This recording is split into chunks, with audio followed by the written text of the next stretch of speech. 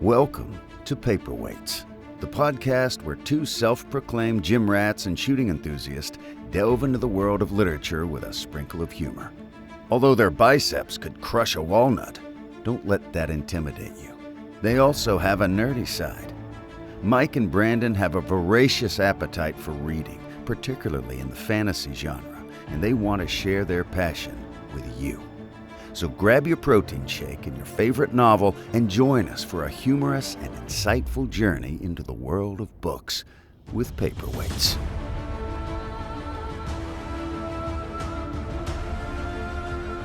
Welcome back to another episode of the Paperweights. I am Brandon. And I'm Chris. Hey, Chris. Welcome back this week. How are you? I'm pretty good. How are you? Doing good. So look, couple funny stories. One, today in jiu-jitsu, there's a guy, I know him, I've seen him, I don't think I ever rolled with him, and today was the first day I rolled with him. It was no gi today, and he did not have on a ranked rash guard. So ranked rash guard just means it's the color of your belt. Okay. And so, because like when you're no gi, you don't wear a belt. And so I rolled with him, and I was like, yeah, I've been meaning to roll with them. And I was like, okay, cool. And so I registered in my head, rolled with purple belt.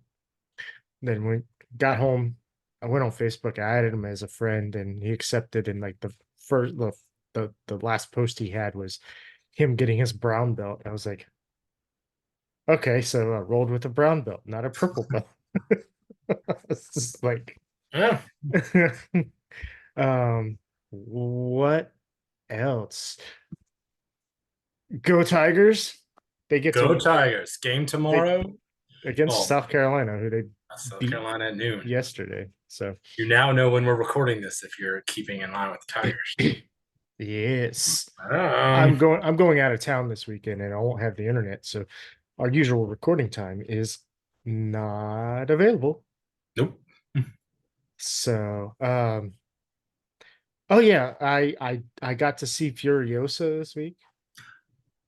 I have heard good things, no spoilers, but just overall ranking.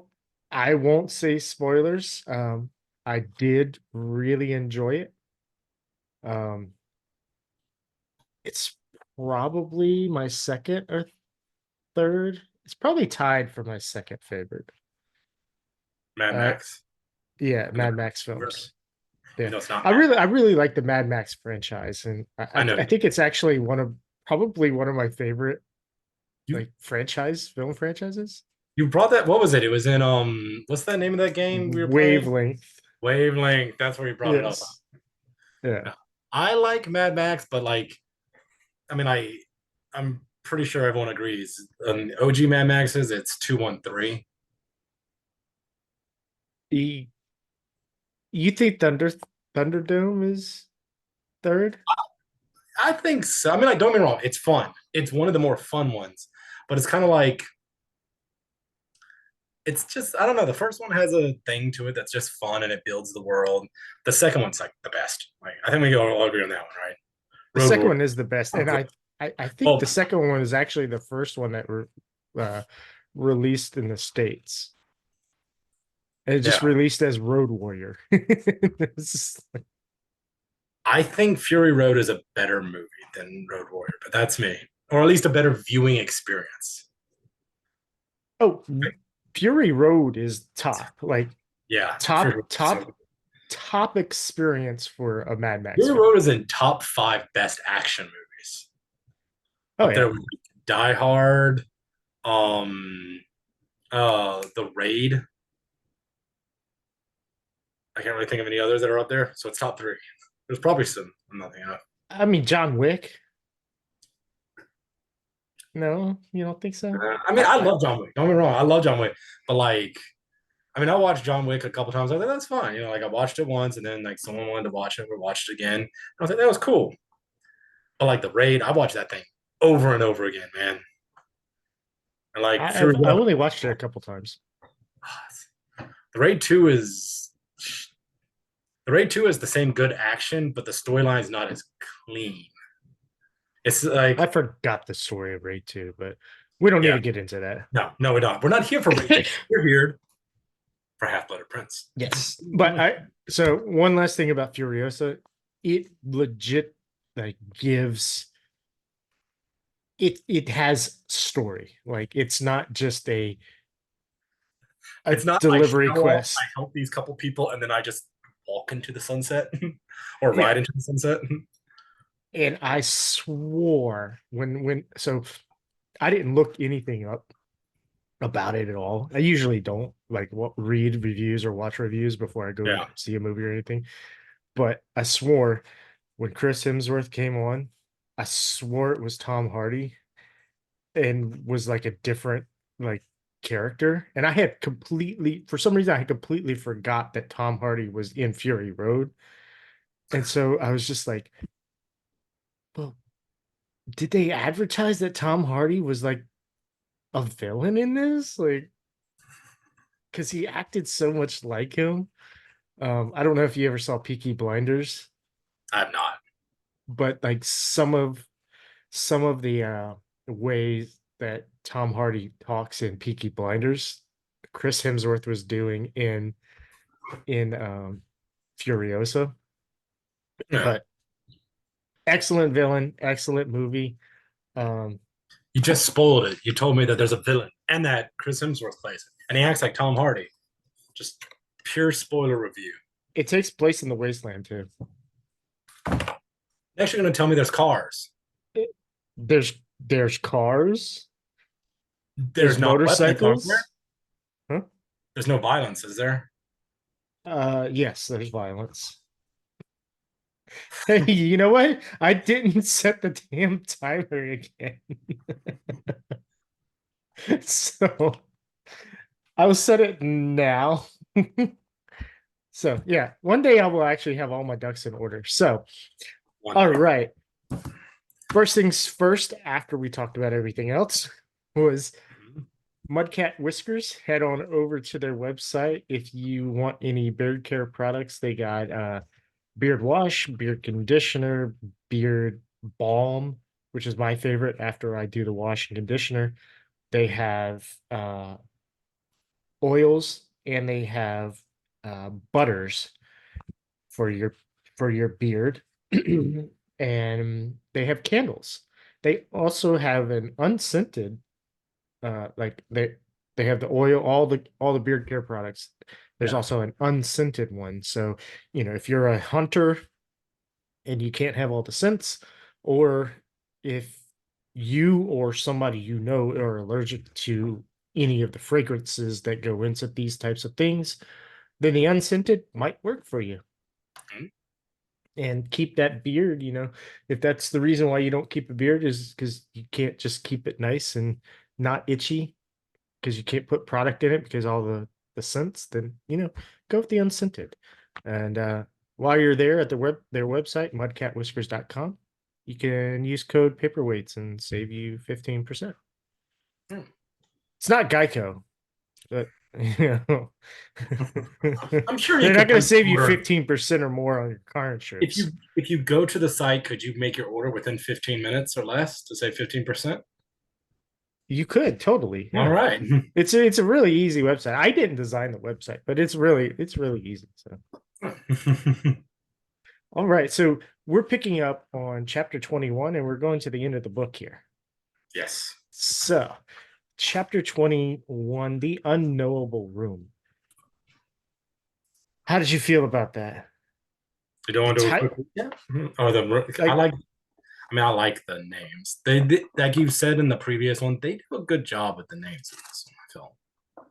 Yeah, they don't give too much away, but also it's like, okay, this is he's trying to get into the room of requirement, but it's funny that it was titled The Unknowable Room.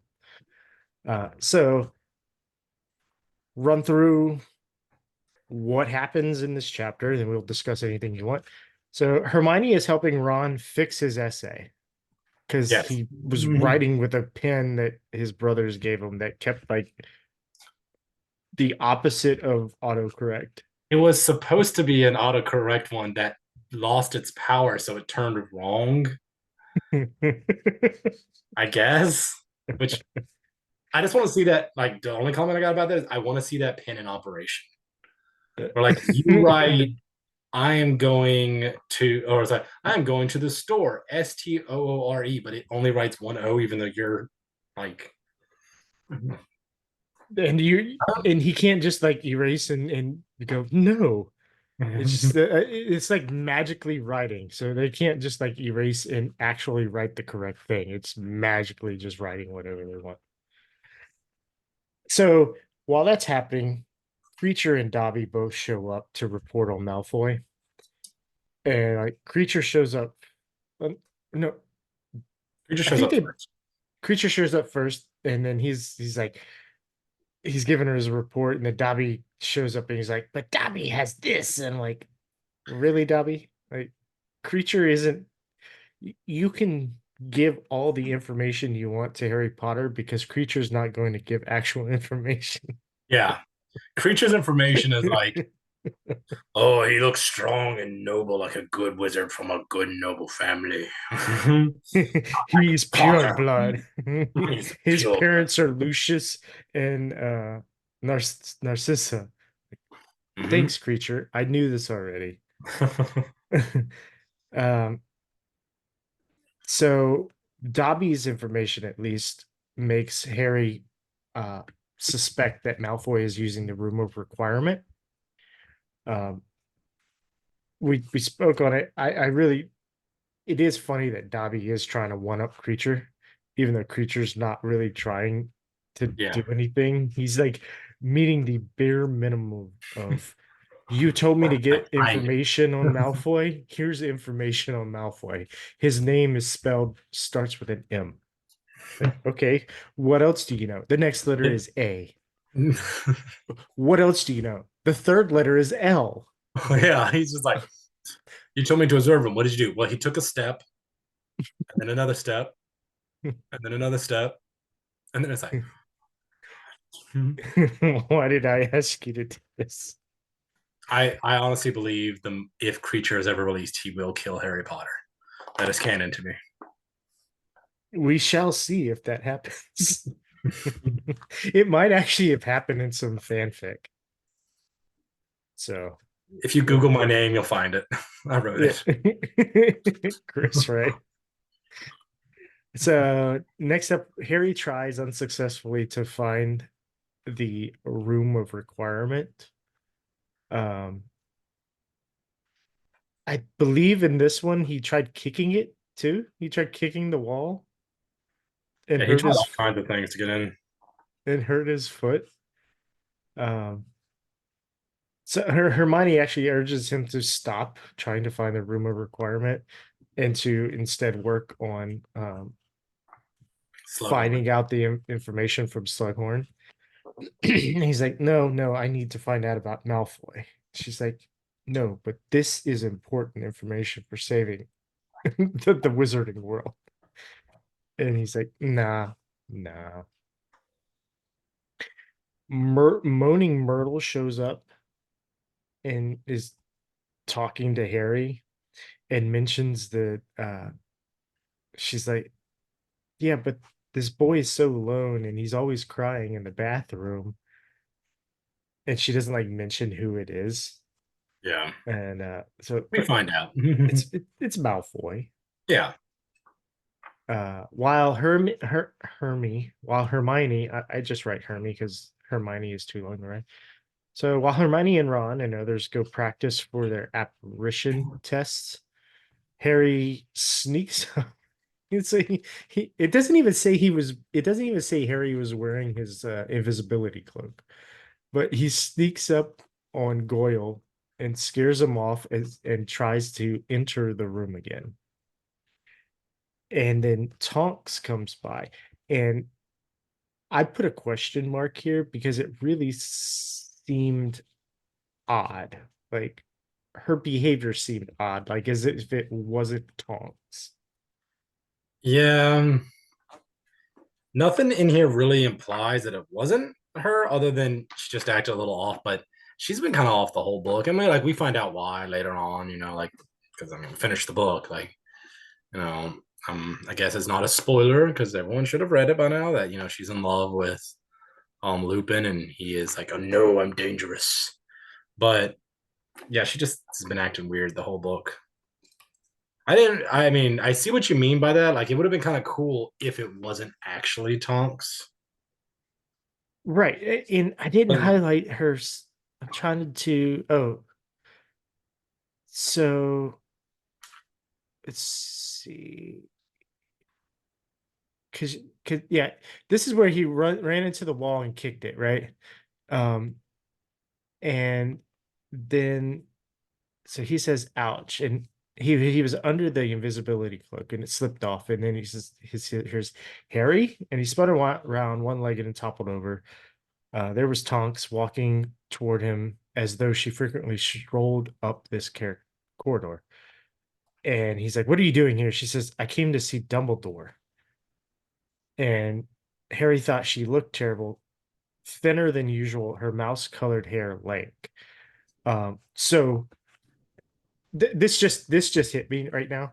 Later on, he mentions, like, after he finds out that she is in love with Lupin and yeah, Sirius Black. He mentioned that he's like, oh well, that makes sense for the mouse. I was like, what? I swore there was a comment where he said that it now the mouse colored the mouse colored makes hair. sense. Yeah. And now I'm realizing that she has it here, and she's like, as Justin says, she's a mutant. And she could just willingly change her appearance whenever. Yeah. And so she's been I totally missed. This is a small detail that really gives you a clue about it, because Yeah. the other one that we picked up on in the last section was her Patronus had changed, and it was four-legged, right? And you and Yeah. I had that conversation, and we were like, yeah, it's supposed to be serious, it's supposed to be Padfoot, but no, It's Luke. It's a werewolf. it's Lupin as a werewolf. And then the mouse colored hair is because that's, like, I guess that's the color of his werewolf hair, or maybe the hair on his head. um Maybe when he's a werewolf, he really likes chasing mice. I mean, he's not Scabbard, not he's not Crookshanks. Fair enough.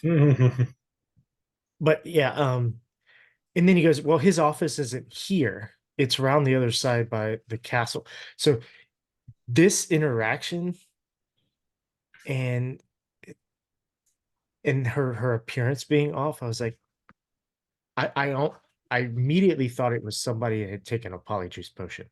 Yeah. Like, I literally thought it was Malfoy took a polyjuice potion Yeah. and snuck out of the room of requirement and walked by him and got away.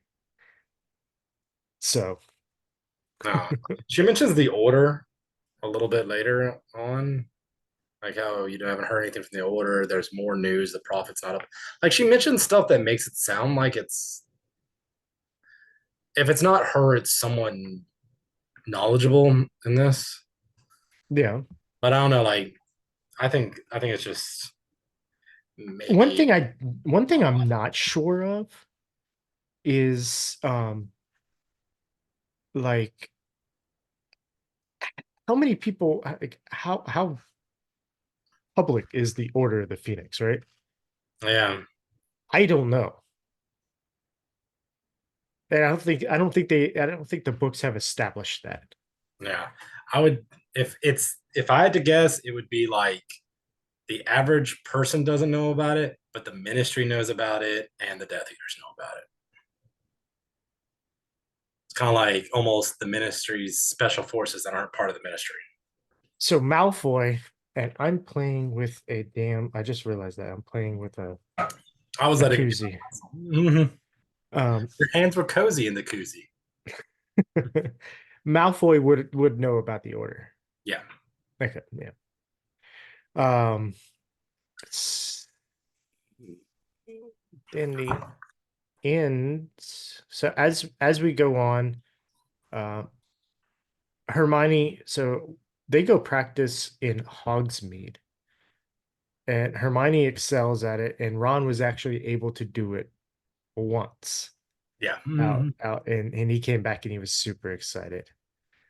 The other thing, so some of the other things we do find out, which were interesting, is that Mundungus was arrested and sent to Azkaban, and it's something to do with impersonating an inferius during an attempted burglary. And I think these are how far. This is okay. I think this is before he goes to try to find the room of requirement, and Hermione's reading off the prophet. Um, so we get all like news of the world. Somebody called Octavius Pepper has vanished. So yeah, they're Hermione mostly is just following the prophet to get news from the outside world, trying to kind of track, if you will, Voldemort's movements and stuff. Anything else? Not really. I felt this chapter was kind of just, Yeah, it was just kind of like there.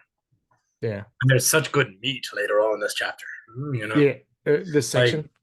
yeah, in this section. Like, this was like, we kind of established in the last, there's this pattern of, okay, we're going to do memory stuff. Okay, now we're going to have Harry and the kids doing everyday school stuff, whether it's drama, being teenagers, or Quidditch or something. And then we're going to have Harry obsess about Malfoy.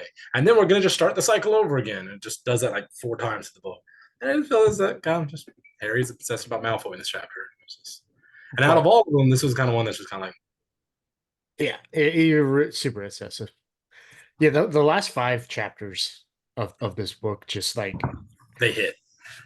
if it was Brandon Sanderson that wrote it, we would call it a Sanderlanche, where it's just like, oh, this happened. Oh, that's cool. That's a good way to. But no, but wait, there's more. This thing happened. Oh my God, really? Well, that's cool. And it just ends there. No, no, it doesn't end there. And it's just like 5 more things happen. So, chapter 22, Chapter 22. after the burial. And dude, I cannot wait to get later on this year with Justin and doing the Stormlight Archives. I'm excited. I've It, never to read those. you I need need to to. read it and listen I along with this. can. Do it. The shortest one I think is 1,100 pages. So, let's go. I don't have to do it in a week. So, Yeah. All right, chapter 22, after the burial. So um I've got some thoughts on certain things that happen in this chapter. So oh, yeah. Hagrid sends invites to Aragog's funeral. Everybody, okay, so all of the people that are 17 are able to go to take the apparitions test, right? Mm-hmm. So anybody that hasn't turned 17 yet, they cannot go. So that leaves Harry, Ernie, and Malfoy. I don't know why Neville isn't there, because isn't his birthday the same as Harry's? It is.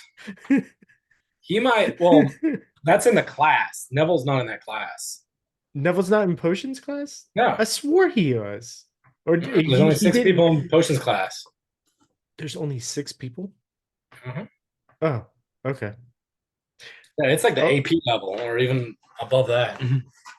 okay. So anyway, the 3 of them are in the class, and Harry, Bruce, so they're tasked with doing something fun. Yeah. Ernie Macmillan Surprises. just decides to just throw stuff together and try to make his own concoction, which doesn't really work out.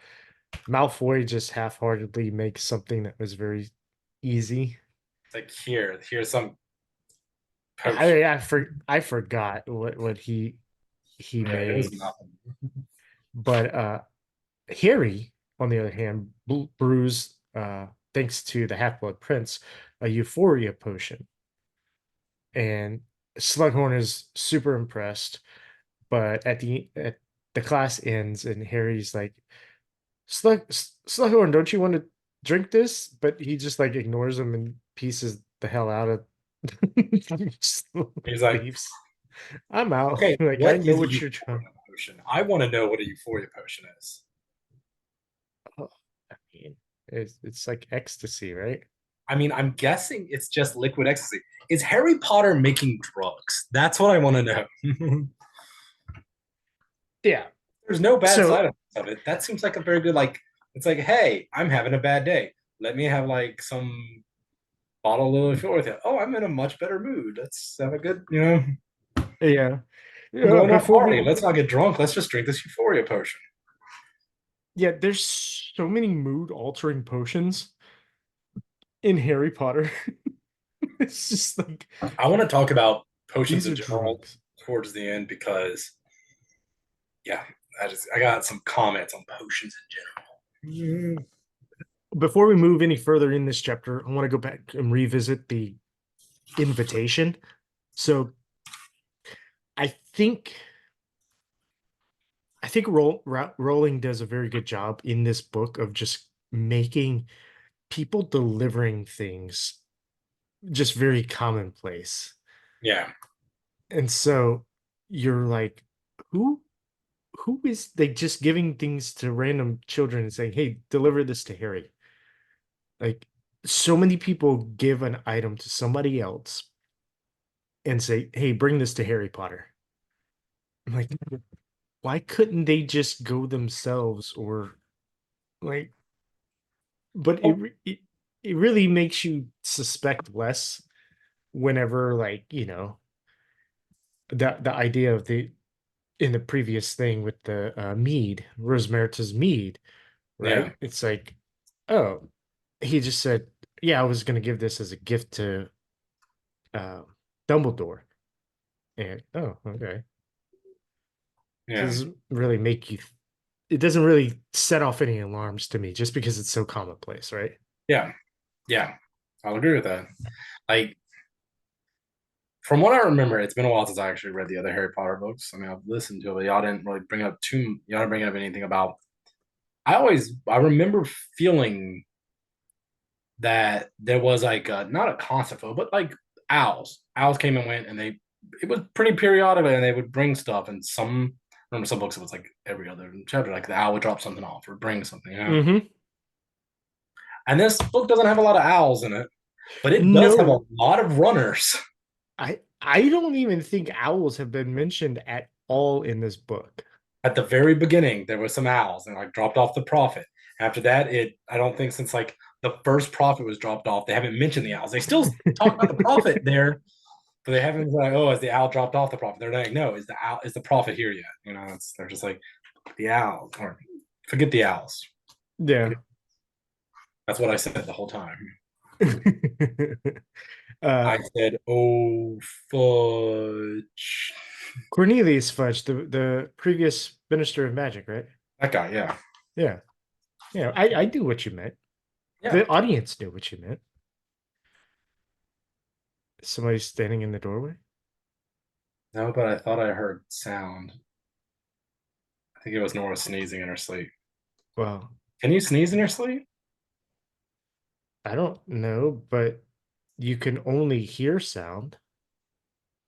Yeah. I just heard it and I don't know why I turned my head. Unless you're on like a euphoria potion, then you might be able to taste sound. Taste sound. So Hermione, when they get back from the apparition tests, Hermione passes, Ron fails because he left half an eyebrow back. Okay. I mean that's pretty strict testing, right? But I guess at some point it's like, well, sure, it was half an eyebrow this time, but maybe it's half a finger later. Um, Not like that, it's like because Harry apparates later on, and it made me start thinking. I'm like, Harry couldn't apparate to where they was going because he had no idea where they were going. You know what I mean? But to be like so familiar with the spot, like my mind, because I'm, I just, love D&D. In D&D, there's a teleportation spell. And whenever you cast it, there's, depending on how knowledgeable you are with the location, things can happen. If someone has just roughly described it and you try to go there, you have like a 75% chance of failing. And not only failing, it's not like it's like, oh, it didn't work. It's like, oh no, you got sent somewhere, or like you got sent somewhere else and you got hurt, or like like maybe it's like, oh, you're going to face the big bad and you want to sneak into his lair. Oh, look, you rolled really badly. Guess what? You just got ripped psychically, take a whole bunch of psychic damage, and you land in the boss, like next to him, waking him up. That reminds Like, so in the Wheel of Time, their teleportation is called traveling. Well, they have multiple different types of like long distance traveling, but the one that becomes commonplace in the series is called traveling. And the way it's explained as working is that you have to know the area you're in to be able to travel from it. You don't need to know where you're like, you don't have to have intimate knowledge of the place you're going to. You have to have intimate knowledge of the place you're at. Which makes zero freaking sense. And then later on, spoilers, a slight spoiler about magic in the Wheel of Time. So if you don't want to know anything about magic and how it works in the Wheel of Time, which is kind of a hard system, but not fully explained. So if you don't want to know about that, don't listen for like the next 30 seconds.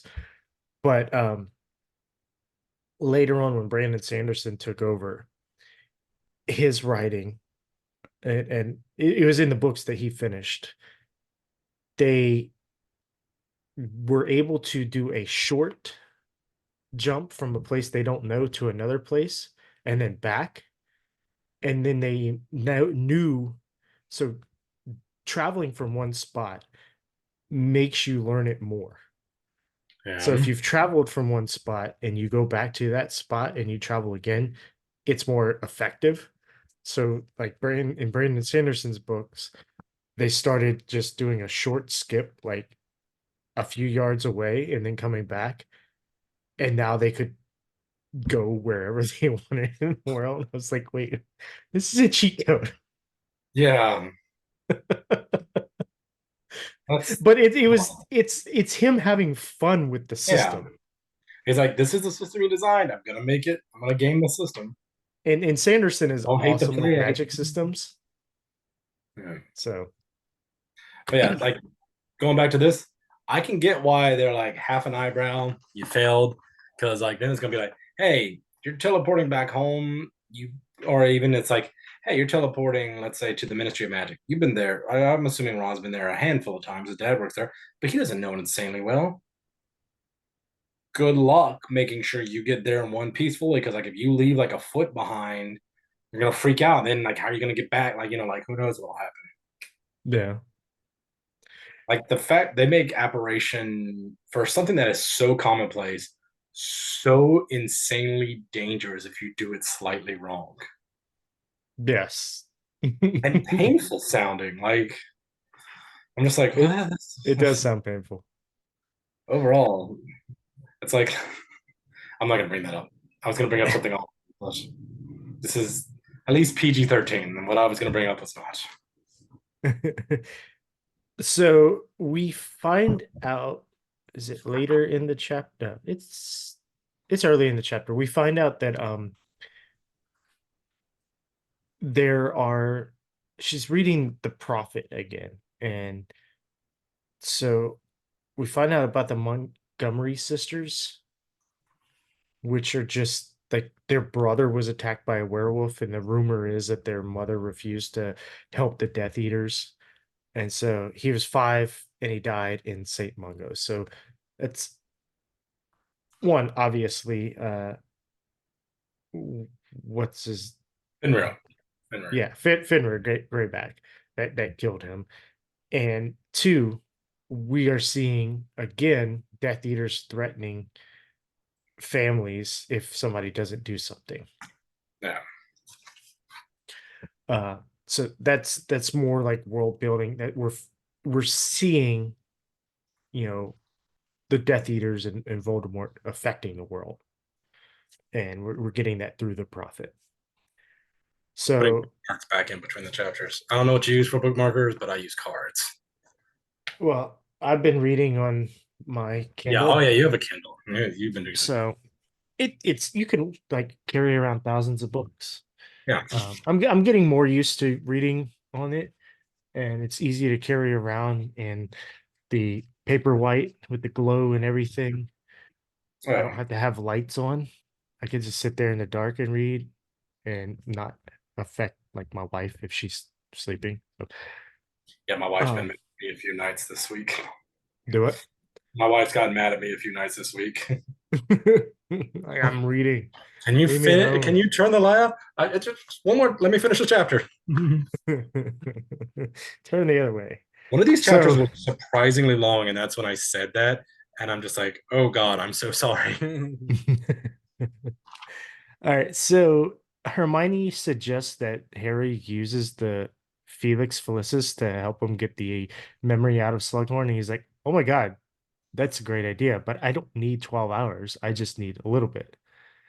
Yeah. And so he takes it, and all of a sudden he has an urge to go see Hagrid. He's like, I gotta go see Hagrid. And they're like, no, you need to go. No, I need to go to Hagrid. Like, and the way writes it in this book is really weird that he is aware of the potion telling him to go do something. It's like it's almost like a premonition potion instead of a luck potion at this point.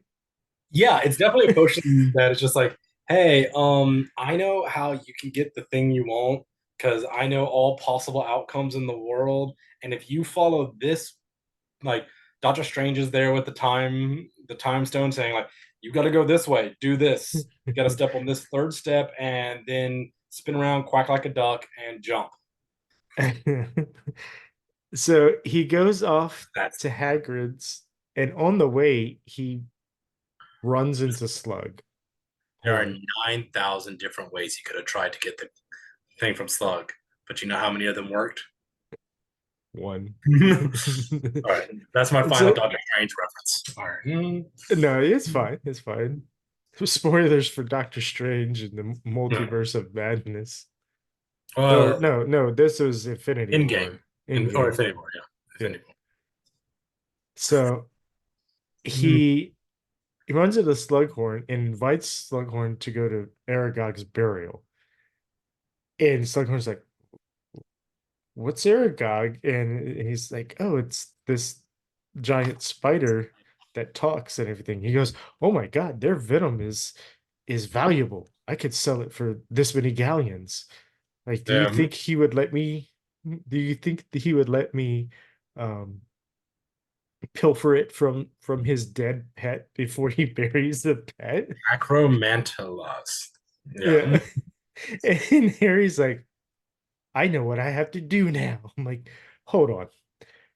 So I have thoughts on this. Do you think that Harry betrays Hagrid's trust with this hopeful exchange with Slughorn? It's like, hey, come here and get this. Oh, and by the way, please tell me, because I'll let you do that, tell me about the Horcrux. So, a few things. One, if Harry ever explained one, like luckily Harry Hagrid didn't notice the He poison thing. didn't. Yeah, he didn't notice. But I believe that two things. One, if you were to ask him, say like, hey, I know this is a very rare spider, like a very rare specimen, and his venom's worth a lot. Would you mind? And like it sounded like it looked like from what I say, it looked like Slughorn was able to do it very, very quickly without making a scene or anything. So it obviously didn't damage. It's not like he had to like break the mandibles open and like get it. You know what I mean? Like it's one thing if it's like, hey, can I gut your dead pet to get its spleen? That's versus or like the brain is worth so much. Can I just pull its harvest its brain? It's like no, it's like cheat, like that's harmless. So in that way, Harry didn't know that. I will say that though. Harry did not know that going into it. No, he didn't. But overall, Harry had a mission that was from Dumbledore, and without question, if Hagrid knew what was happening, Hagrid would go along with it. You know what I mean? You think so? Hagrid loved Dumbledore and loved Harry and knew that if it was towards the greater mission to help out Wizarding Kind, because that's kind of like the idea behind it's like we're trying to get something that is supposedly going to help us stop Voldemort, and that's going to save Wizarding Kind and stop other people dying. And in order to do this, I have to do this mission, and that involves a guy going to come to your pet's funeral and try to harvest something because I need him there in good spirits because I need to get something from him. I think if he went and talked to Hagrid about it, Hagrid would understand. I think it also depends on like the purpose of what's the use of this venom that comes out. If it's simply I don't know, poisons. Right, but you sell it. What is it going to be used for? Yeah. Like, but even that, like, I don't know. I think it's kind of shady. Oh, what's shady is what he's doing to Slughorn. No, it's totally shady of Slughorn to take the poison without asking Hagrid. Like, Slughorn is definitely like, I'm going to show up to this teacher that, I mean, I don't know if they've had a lot of interactions. Maybe. Like, Hagrid was around when Voldemort was, so maybe he might have taught him in a couple classes, and he definitely knew him afterwards because it sounds like Slughorn was around for a while, so he definitely knew Hagrid, but it didn't sound like they were super close, so it's shady as fuck that he just shows up to his like, oh, your pet's dead, I'm sorry, just to harvest it. But on the flip side, I will say he, in his own, it's not correct good person logic, but in a manipulative bit of logic. I'm going to come and covertly use I know this is causing you pain, but I'm going to use this opportunity. I'm not creating the opportunity. I'm just using the opportunity that already happened to gain wealth for myself. But I'm also going to stay around and bring drinks and console with you. And like he did mourn with him. He did help him do the mourning process. He did do that for his benefit. Like he wasn't. He did. So also, there is a lot of giving 16-year-olds alcohol in this book. Yes, there is. Like a lot. Yeah, so after Slughorn extracts the poison from Aragog, they go in, well, he buries Aragog, and then they go in, and Hagrid gets the mead, pours out to Harry, Slughorn, and whatnot. And Harry just sleight of hand keeps refilling the mead so that they keep drinking. They were originally two bottles, and Hagrid poured himself an entire bottle into a cup and then split the other one between Harry and Slughorn. I just want to put it out there. That means that 16-year-olds have access to magic where they have endless amounts of booze. Yes. What would American high schools be like?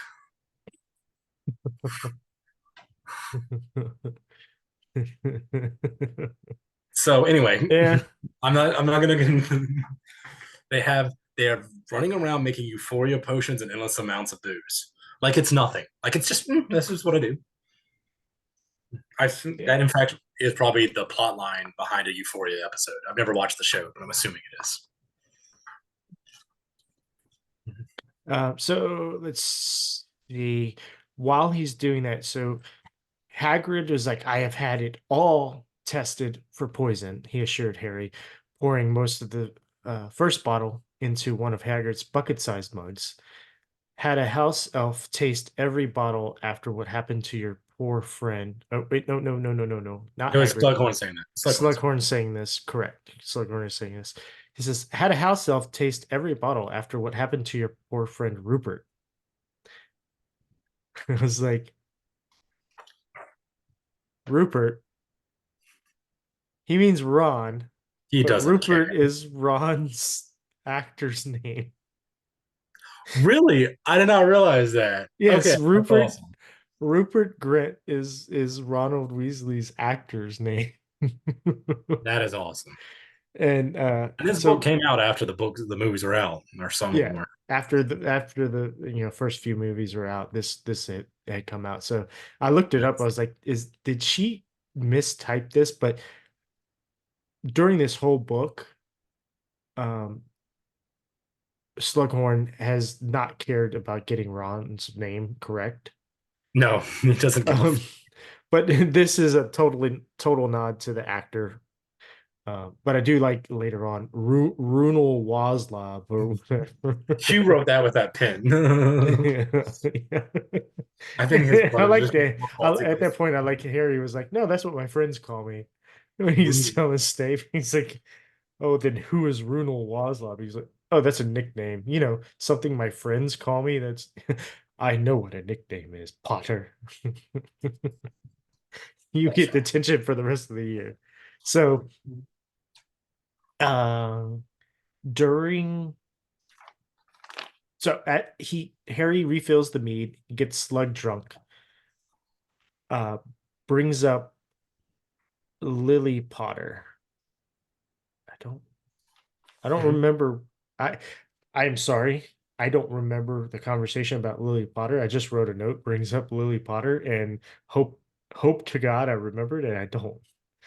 But anyway, it brings up Lily Potter, and so then the Felix Felicis actually pays off, and Slug decides to give Harry the memory, which is the next chapter.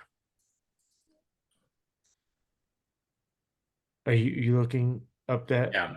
So it was Oh, like Haggard made an offhand comment. he Um, Harry brings up Lily it was because Haggard she was drunk. one of Slughorn's favorite Yeah. students. So Haggard drunkenly said, "Ah, the good die young," and he was like, "My dad was, died young. So did your mom and dad, Harry."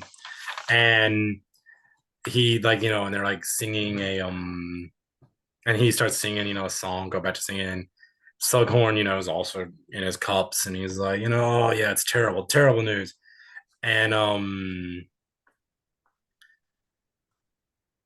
and then Harry brings it up, like he starts to get real because now he's Yeah. he's on. He's like, I'm on the attack now. He's like, yeah, it is bad, like Lily, you liked her, right? Yeah, like you liked her. She was one of your favorites, right? Yeah, and it's funny that this guy killed her, just straight up, just killed her. That walked over, and then she held me. He killed her too, and like you're, and now he's out there and he's killing more people just like this, and you're not even gonna help her son, even though you obviously said you liked. And he's just like, oh Jesus Christ, kid, like it went from being like, oh, we're drinking, consoling, to yeah, my mother died and you liked her, but you obviously didn't like her, and you might as well just piss on her grave because you don't do one thing to help stop, like it's like Yeah. Yeah, so that's what that is. yeah. Hey, we got to so chapter 23, we can move on to the memory. So he decides to actually give him the memory. So he pulls it out of strand and puts it in a bottle and gives him. And so Harry runs off to Dumbledore with it. And Dumbledore and Harry Potter learn how phylacteries work. Oh, I'm sorry, Horcruxes. They're phylacteries. No, it's actually, I think they're crappier phylacteries because they like actually hurt you to do it. But So everybody in D&D, Justin is one of our DMs, and for a while there, he had us going when we went to dungeons. Right before the bosses or something, there were double doors. And he was like, all right, you see in front of you double doors or double doors. And we're like, double doors. And just then when you were like, so we ran to Dumbledore, and I was like, double doors. Like I reversed it in my head. Double doors. Double doors. He ran to double doors. Standing in front Oh of you are god, this double is doors. Dumbledore. Dumbledore. We're standing before Dumbledore. We do that every time We too. do that every time. He hates that. He's just like, God, guys. It's like the boss tells you, game over. All right, sorry. So, so you have to kill somebody Mhm. in order to create a Horcrux, and Voldemort in the memory apparently wants about 7 of them because he thinks 7 is a magical Well, number he and wants a to strong split his number. skull into 7 things, so 6 Horcruxes, right? Or 7 Horcruxes? It's 6 Horcruxes, right? And then It's his 6 Horcruxes, but he's one. Like by yeah. definition, you are a Horcrux because Yeah. you yourself are holding part of your soul. Unless you don't hold part of your soul, No, I then mean I sold mine to my wife. okay, yeah. I don't have that anymore. And overall, this chapter is a whole lot of exposition. I don't think there's much to talk about. So we find out, okay, Dumbledore's knows for a fact that the diary and the ring were both Horcruxes, and those are already destroyed. He has a suspicion that the locket, the cup, and the guinea are, and he suspects the reason that Voldemort came back 10 years later. I think it was 10 years later to again try to get the job at Hogwarts was so that he could collect other relics of the Hogwarts founders and use those as Horcruxes. Yes. And he also suspects that the reason why the diary in book 2 wasn't protected more is because Lucius didn't know the full importance of it, which was interesting. I think this at this point it was this whole idea of Horcruxes, I think, did not exist in the first 4 books for sure. Mhm. No, Maybe she started to have the idea in book 5, but book 6 is the first time she has mentioned the word Horcrux. So this to me just screams, how can I retcon and connect this in? Um, then thing I thought was funny is Dumbledore admits that this whole prophecy is a self-fulfilling prophecy, and they discuss how important Harry's ability to love is in fighting Voldemort. Um, we do get oh, sorry, my ankle hurts. Somebody like tried to put a toe hold submission on me and it went really quick today. So I have a question yeah, go ahead. that I couldn't understand. The locket that they mention here, Yes. that's not the same locket from earlier in the book, is it? Yes. But the It's locket is the the one that they find in the cave, right? Or is that a different? I mean, that one's fake. Like anyone that's read it, spoilers, but you already read it. It's fake, yeah, but if you read the end of the book, the one that they found in the cave is a fake replica of it. And all we know, as far as this book, all we know is that somebody with the initials RAB already beat Dumbledore to taking it from the cave. I am having a bad brain fart. Go with me over the Horcruxes again. It's Voldemort, Nagi, the cup, the diary, the The locket, ring. and then So the the ring and things some. we know, the diary, the ring, the locket, the cup, and the guinea are And then 5. Voldemort We is have 6. Voldemort, which is 6. So the last one is unknown at this time, and Dumbledore suspects it's either something that belongs to in a family relic of Gryffindor Or Raven. or Ravenclaw, Yeah. because the cup is the Hufflepuff cup. The locket is the Slytherin locket from his mom. But that's the thing. The locket from his mom is the one that was at Broken Barns or whatever the place, and Morgan and Malfoy Burke's. got it, and then Malfoy tried to send it to Hogwarts, and it was last picked up by, I think Snape got it or something like that. I forgot who was the one that actually got the box of it, but it was examined to know what it was, to be like, oh, I looked at it as like he got lucky, only touched part of it because it was so cursed. But that means that it's there. So how could it be there, but also have been stolen by someone at the cave? Like it can't be. There has to be a different locket he's after. It can't be the one from his mom because that one's already accounted for and at the location, right? Like it has to. Now that you're mentioning that, It has to be a different locket. let's see what the internet I'm just gonna look might up say. Harry Potter Horcruxes.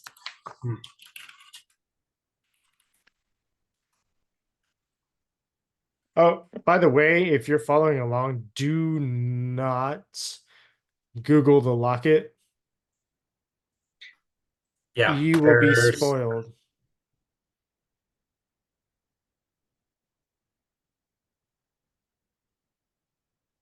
uh,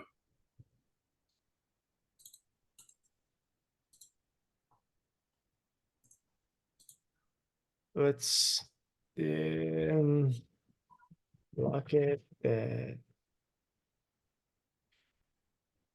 Who was it? Katie Bell. yeah, Katie Bell. Oh, this is not the same locket. That is an opal necklace that was cursed. Oh, okay. Yeah, that makes way more sense. That makes way more sense because he got the locket from the old lady, so it wouldn't still be at the store. Yeah, Okay, we it had to be. we we were we were duped by the red herring. Yes. That's what's As I going was on. reading it, I was like, I know this isn't the same locket, but it sounds. So yeah, it is the Yeah, locket from his mother. The other thing was just an opal necklace. yeah. Hmm. S- Um, Um, I want to say something about this chapter real fast, and that is when Harry and Voldemort start talking about like, well, why did he go? Or like Harry's like, why did he go this route? Why didn't he try to do this or this? And it was like, well, he doesn't want to be tied down to anything. He doesn't want to like even if he was to make a um uh sorcerer's stone, the alchemist stone, he would be tied to it. He'd have to use it every day, to keep stay alive. And then if that got destroyed, he would die and all that stuff. And I'm like, that's very good. Like the whole chapter is, building around this, or all these little memories are building the character that became Voldemort, or like who mhm. he really is and how he. And overall, I just want to say this is a very, because Voldemort doesn't appear in this book. In No, fact, he doesn't. it's like what? It's this book, the third book, and I think those are the only two that Voldemort does not appear in some form. Because in the second one, he's there as Tom Riddle, but it's still, Yeah. and all the rest just have Voldemort. But it's very interesting that the second to last book doesn't even have the villain in it, but it's does more without ever showing the villain, like doing stuff, does more to describe who he is than any others. Even like chapter 1, where Voldemort's like hunting down people and like changing bridges and giving the Ministry of Magic, or not, sorry, not the Ministry of Magic, the normal Muggle world, actually Ministry of Magic also, but the normal Muggle world, some of the fear, but the Ministry of Magic, like ultimatums and stuff, like you get a good sense of just, you know, Yeah. I mean, we still do get Voldemort, just not present day yeah, Voldemort. yeah. So Like on the others, you get him actively acting, doing something. He is yeah. not acting in this book directly. Any more on Horcruxes, or we Um, beat that dead horse? yeah, the only you can make a Horcrux out of it, maybe. No, I guess the only other thing I gotta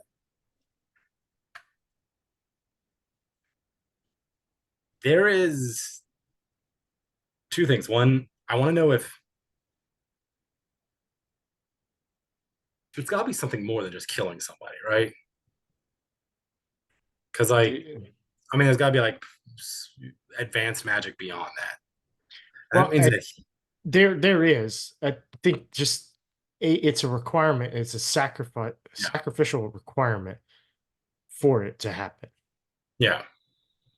Because I it's don't know. like something so evil. Like, I wonder if it's Splitting like your soul apart is something like he describes it right here that uh Slughorn says, you. you must understand that the soul is supposed to remain intact and whole. Splitting it is an act of violation. It is against nature.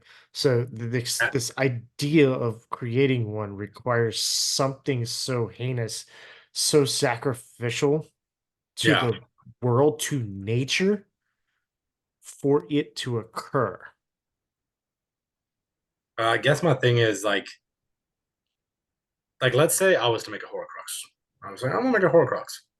Can I like just go out into the world, find somebody, kill them, then come back and do magic?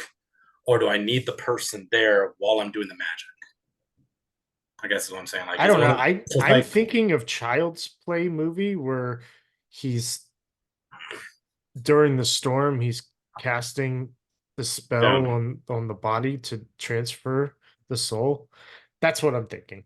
Because I mean, like Voldemort at this point has already killed what, two people, or at least one person. One person. Like, I guess he makes the diary then, doesn't he? Yeah. I guess it does store. I guess there's some banking in your soul that banks how many kills you got, like it's Call of Duty. And then like, oh, you can turn in one of those kills for another Horcrux. Wait for the All two for right. during Christmas. Chapter 24, Sectum Sempra. All right. So Harry is just flat out evil.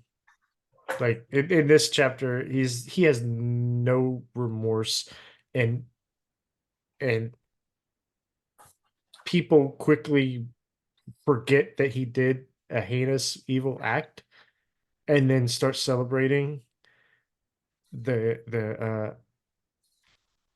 Quidditch win. So first, goes and tells Ron and Hermione all about Horcruxes, and then Harry will get to. Yeah, Dumbledore told Harry that, hey, next time I go do something, you can come with me, regardless of what it is. But you have to follow me in my directions 100%, no matter how dangerous Yeah. it is, and it's going to be dangerous. Wan and Lav break up. Wah, No, Brand, wah, that's so sad. wah. Ginny and Everybody Dean breaks break up up. because of Harry. Well, Harry does the final push, literally. Yeah, Is this the chat? No, no, no. Later on, it brings up the. By the way, I am convinced at this point that the invisibility blanket is so magical that it literally does not have mass.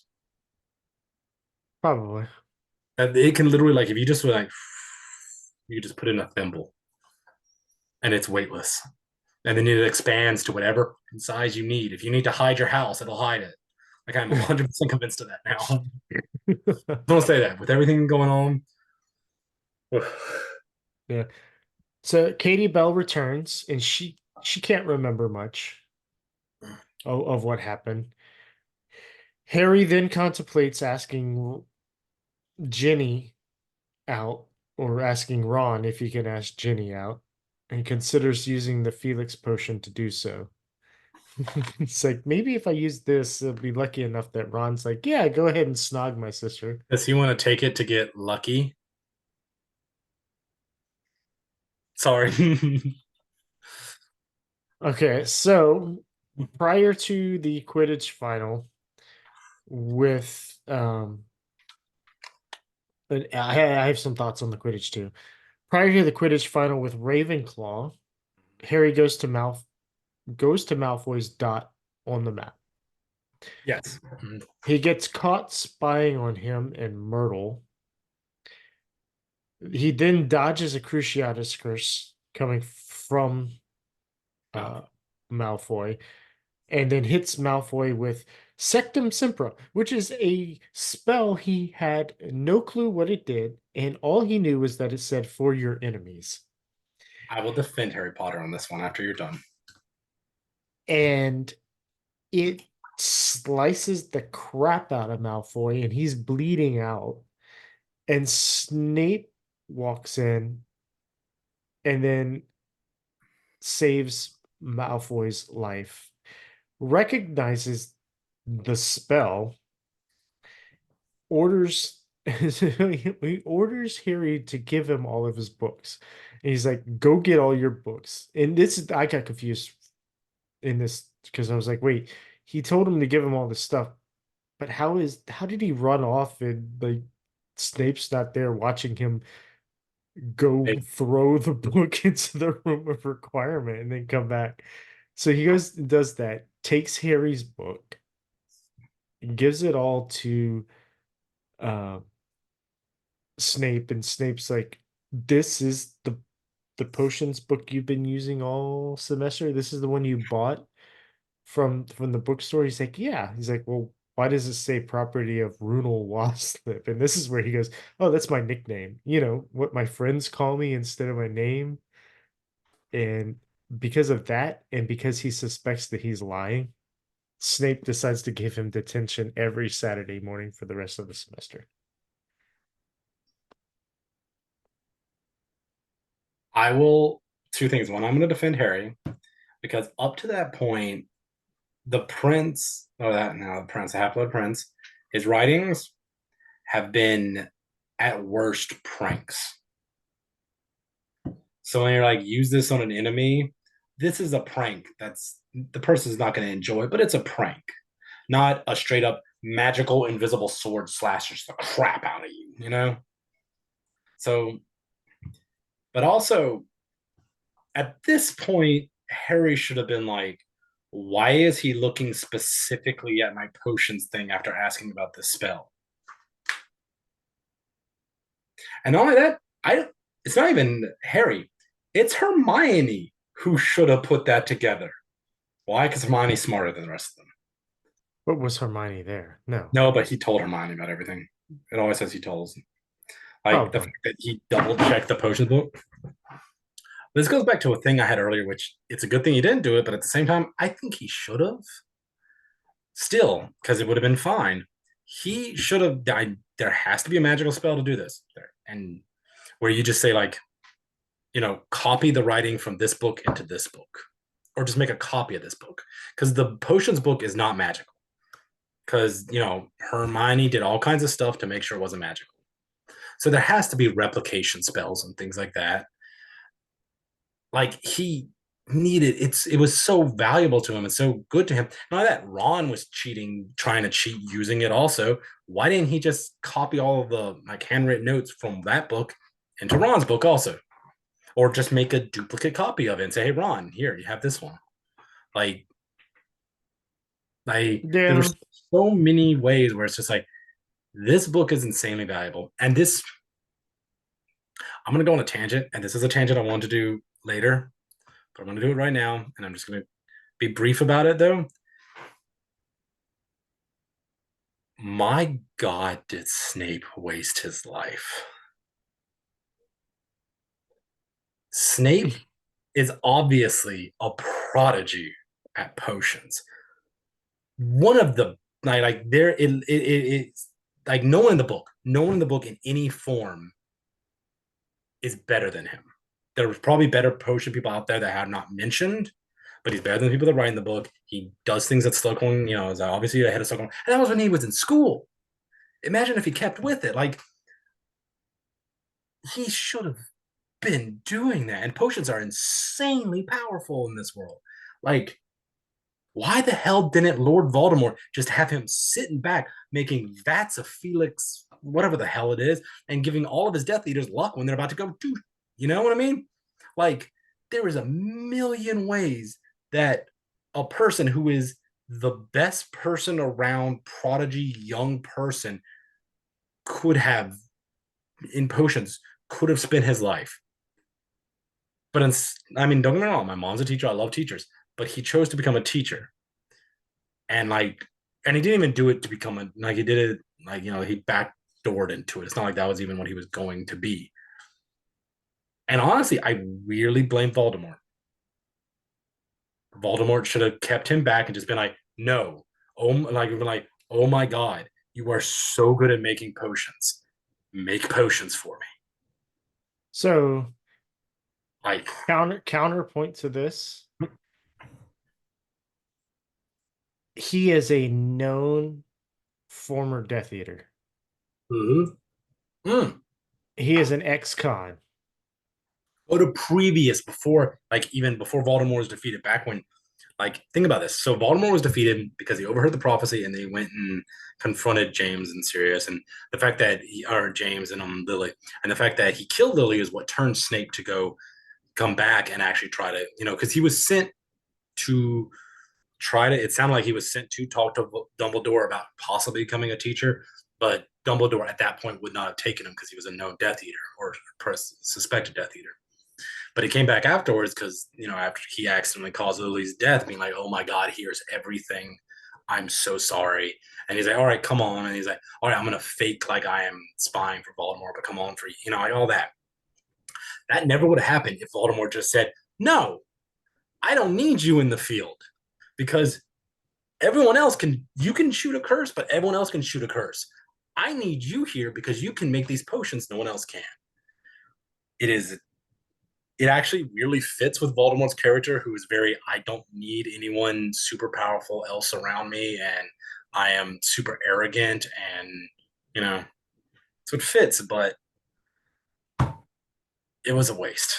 Just cosmically, it was a waste. And just last on it, he does it with Lucius. Lucius is an incredible political figure in the world.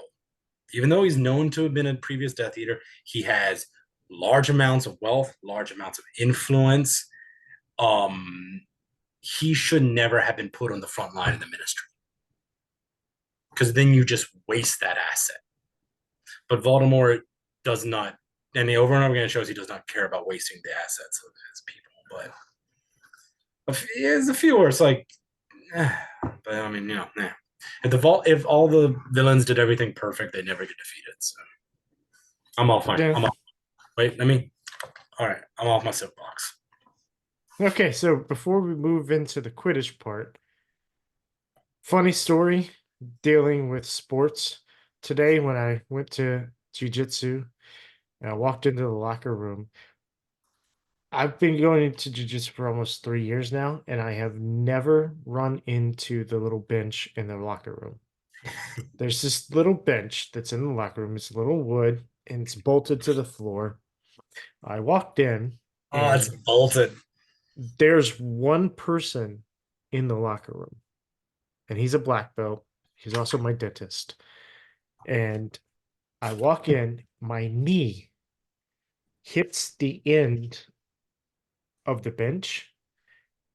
And I don't know, for whatever reason, like my body didn't just resist it, like, and just smack into it. When my knee hit and the rest of my body just went forward, my leg just stayed behind. It didn't try to move through the bench, which is usually, you know, if you're moving like something isn't there, that's when you just really mess yourself up. Yeah. And so it was just hilarious because my knee hit and the rest of my body just went forward while that foot just went back. And I just went face first. Luckily, I had my backpack in front of me. And so I went face first right onto the ground. And he was like, are you okay? Brandon, this is why you don't drink before you go to jujitsu. So anyway, and that's the same knee that I hurt at the restaurant last Friday. I when two chairs, my wife's sitting in one, and I, for some reason, instead of going outside, because she was sitting against the wall, instead of coming to the outside of the table to sit in the chair from that direction, I went in between the two chairs to sit, and I was like facing her chair, and my knee, and sorry, this is a tangent. My knee went like it was just barely under the ledge of her chair. And so when I sat down, it cranked my knee up into the edge of the chair. Yeah. And I was like, ow. So anyway, same knee, and it's been doing weird things all week. What I hear is you need to be more careful.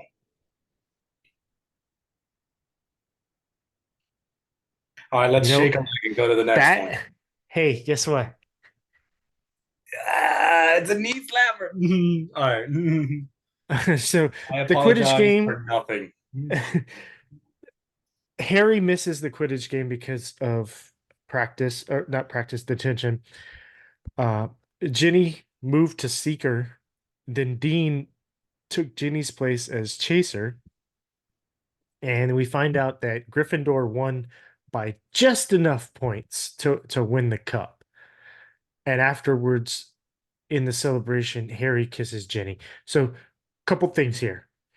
Prior to Gryffindor winning, the entire school was abuzz about Harry using a spell, dark magic, against Malfoy. Yeah. And they were like, oh my God, what the hell is wrong with Harry? Like, why are you so evil? Like, and then Gryffindor wins, and everybody's like, oh, look, Harry's dating Ginny now. Like, oh my God, Harry, awesome. I'm like, what? That Yeah. makes zero sense. And then, okay, how, and I don't want to spend too much time on this, I want to move on, but how, oh, okay, How do they there's two score things. 390 or whatever, 400 or whatever? No. How the hell does the Quidditch Cup work? Like, No, why even, it doesn't. why, She doesn't understand sports. why even worry about your win-loss records? You could just rack up points. And technically, so look, technically, it could happen that a team loses every game that they play, but the matches that they play in are the highest scoring by far of any other game. Mm-hmm. If And they lose so every match 500 to 490, but all the others are like 200 to 100, you're going to win, even though you lost every game. they score the most points. And so they could not even win a single Quidditch match and still win the Quidditch Cup. And that makes zero sense. Oh my God, you should get rid of the goalie because you don't care if people score against you. Add another and get rid of and add another chaser. Actually, get rid of your seeker and your goalie and add two more people that do the bludgeoning thing. And all you do is bludgeon their seeker. So their seeker cannot get the thing to end the game. So you just sit there, both scoring so many points. That's how you do it. No, she doesn't understand sports. No. It's okay. It's okay. It's a imaginative thing. It is what it is. But yeah, the intricacies of like how a sport needs to function. It's fun. It's Yeah. imaginative. Yeah. And then I wanted to point out what Harry's task in detention was, which was rescribing all these files. Sorry, my hand was blocking the microphone. Rescribing all of these files of wrongdoers at Hogwarts and what their punishments were. And he specifically went way forward into these things and goes, hey, this is about the time that your parents and I were at Hogwarts. Start copying from here. Yeah. It's like, okay. Harry, it was a dick to Harry. Yeah. Like, it was funny. I'll give it that. Like cosmically, it's like that's a very mean, dumb, targeted punishment. Yes. It hits all of the marks. And it's just like, He's petty. He's petty. yeah. So anyway, chapter 25, the seer overheard. So people at this point, people have stopped talking about Harry nearly killing Malfoy, and they're now talking about Harry and Ginny. I already mentioned that.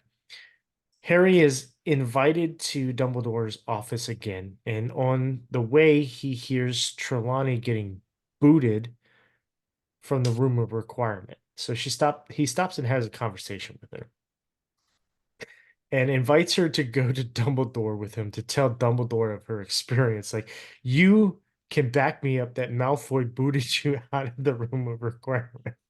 And she's like, oh, I think I'll go. And on the way, she's just blabbing. She's talking and for absolutely no reason. She's just telling him shit. And she's like, tells her about her meeting with Dumbledore in Hogshead, where she gave the prophecy, which she doesn't remember giving the prophecy. She's just like, yeah, I was at the Hogshead back in the day with Dumbledore. We were having a conversation, and then I blacked out, and then in through the door, um, Snape.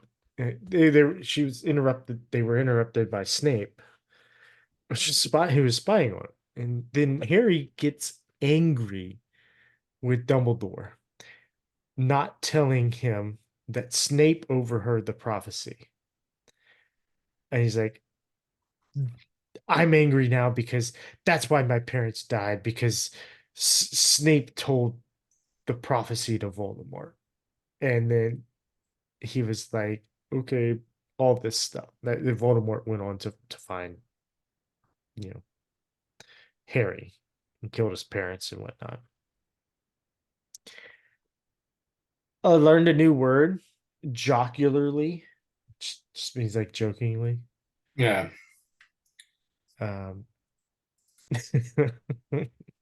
I had there's a little bit more towards the end here. Just wanted to point out a few things that I really freaking laughed at.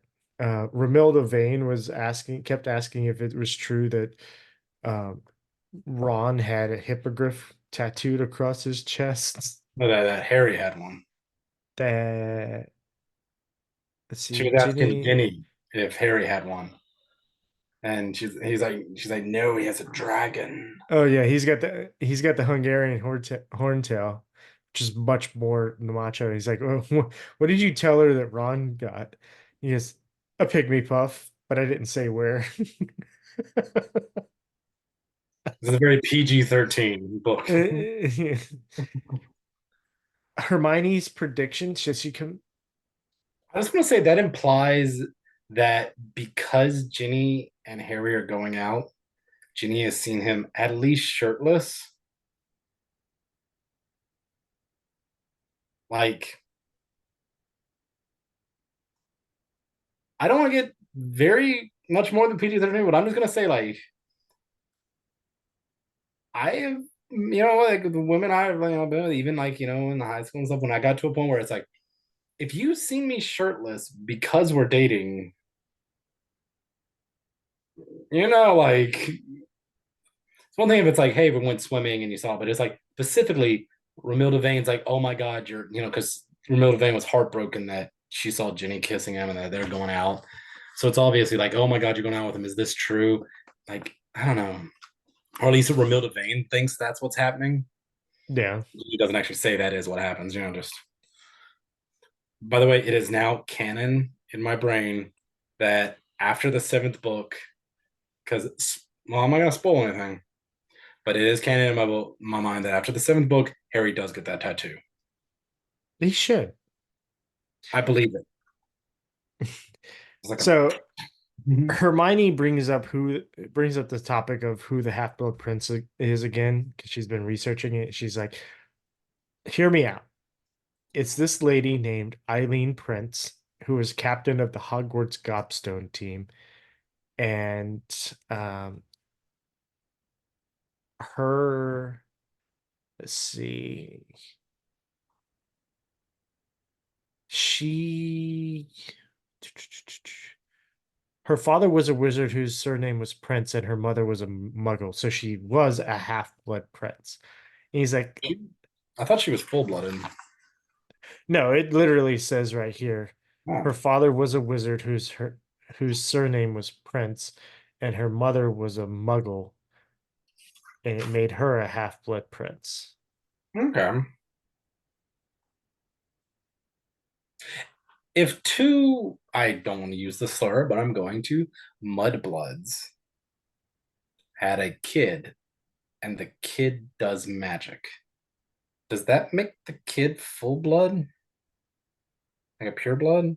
Because both his parents are wizards.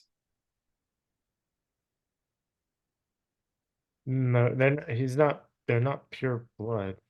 The parents are, but he is. The family's not. I'm just bringing that up because if The she's only family's not. the family's not a pure blood family, but as far as being a half blood or a mud blood or a pure blood, like both of your parents are wizards. So if both of your parents are half German, half English, But that's not the terminology they're using. Because if they're using that terminology, then because spoiler, Snape's the half-blooded prince. Snape's not the half-blooded prince. He's the quarter-blooded prince.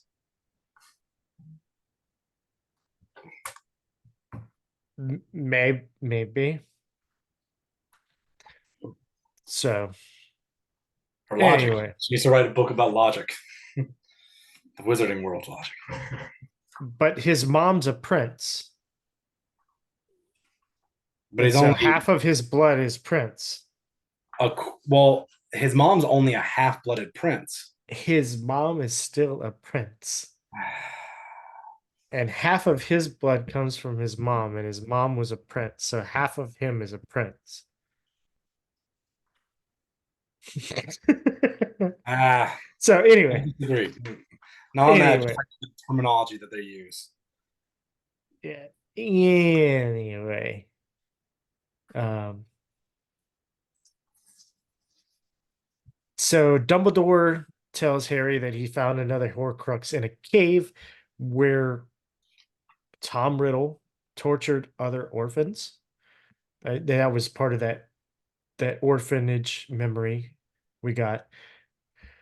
Dumbledore then continues to defend Snape, saying, I do trust him. He is not evil. Harry then gives the map and Felix Felicis to Ron, Hermione, and Ginny and asks them to monitor Malfoy while he is gone with Dumbledore. And he's like, y'all need the Felix. Y'all can split it amongst yourselves and it'll help y'all out. And I'm activate going the DA. do it. And activate Dumbledore's army. Yes. Which only two people show up. Or at least two people are Yes. Because they were the only ones that really were really into it and checked the coin all the time. Yeah. So we'll move on to chapter 26, The Cave. This one's pretty straightforward. It's a fun chapter. It's an adventure chapter, but we basically get it's the adventure of Harry and Dumbledore. Mhm. And spoiler, you know what? The other day I had this thought that I was right when we started recording, I would go, hey, Chris, Snape kills Dumbledore. I have a funny story about that. Whenever we get I know there. you do. But anyway, this is the final hoorah of Dumbledore and Harry before Dumbledore dies. Yes. And I don't know why I laughed at that. But anyway, they go into the cave. They have to put blood on the door for it to open. Dumbledore finds an invisible chain I just want to say Dumbledore like literally cuts himself, opens the door, and then heals it right back. I'm like, kind of takes away the importance of putting blood on the door. You know what I mean? Like, Right. I thought but, the same thing. but I think that's why he just was like, this is amateurish. What is he doing? Yeah. And so he finds an invisible chain that pulls a boat out of the water and they use the boat to cross. Then Dumbledore has to drink 12 cups of potion so that he can get the locket that's at the bottom. But before he's done, like he only has like 1 cup left, and he's like, I need water. And Harry's like, Aquaminty, and it's just like draining before he gets it into. So he's like, oh, I'm gonna scoop up water from the lake and give it to him, which causes the Inferi to come out and attack. So he fights them off uh, while feeding the last goblet of the potion to Dumbledore. Then Dumbledore comes back too, uses fire. They escape back across the lake and then out the door. And Harry, like Dumbledore, is too weak to disapparate. And so Harry's like, I know how to do it. And he disapparates them. So through this, that's the events that happened. Some of the things I really thought was interesting is, and with the sudden agility of a much younger man, Dumbledore slid from the boulder, landed in the sea, and began to swim with a perfect breaststroke toward the dark slit in the rock face. It's like It's weird that he chose breaststroke over freestyle, but he's an excellent swimmer. And then they noted that, he had the agility of a much younger man. did you Oh notice God. what happened right about then? Do what? I want you to do this. I want you to be fully dressed in it's warm, so you don't have to be in like winter gear, just like normal, but it's still England, so you'll probably be in jeans and a shirt and whatever you're wearing. And then I want you to take a king size blanket and wrap it around you. And then I want you to jump from a cliff into water and swim. Because he had his invisibility cloak with him. That thing's magic. Well, Like when I duh. say magic, I mean that thing is like has no mass kind of magic. Because what the is that thing? Sorry, I just read. I can't. I know I'm harping on it, but when I read that part, I was just like, it's like stuff it back in my pocket and jump in. I'm like, how it can't absorb like sorry. It gets me that it's just the ultimate like it is one of those items that's like, what do you need it to do? It'll do it. It's like when there's a superhero that only shows up every now and then in like a comics or something like that, and it just has the power you need.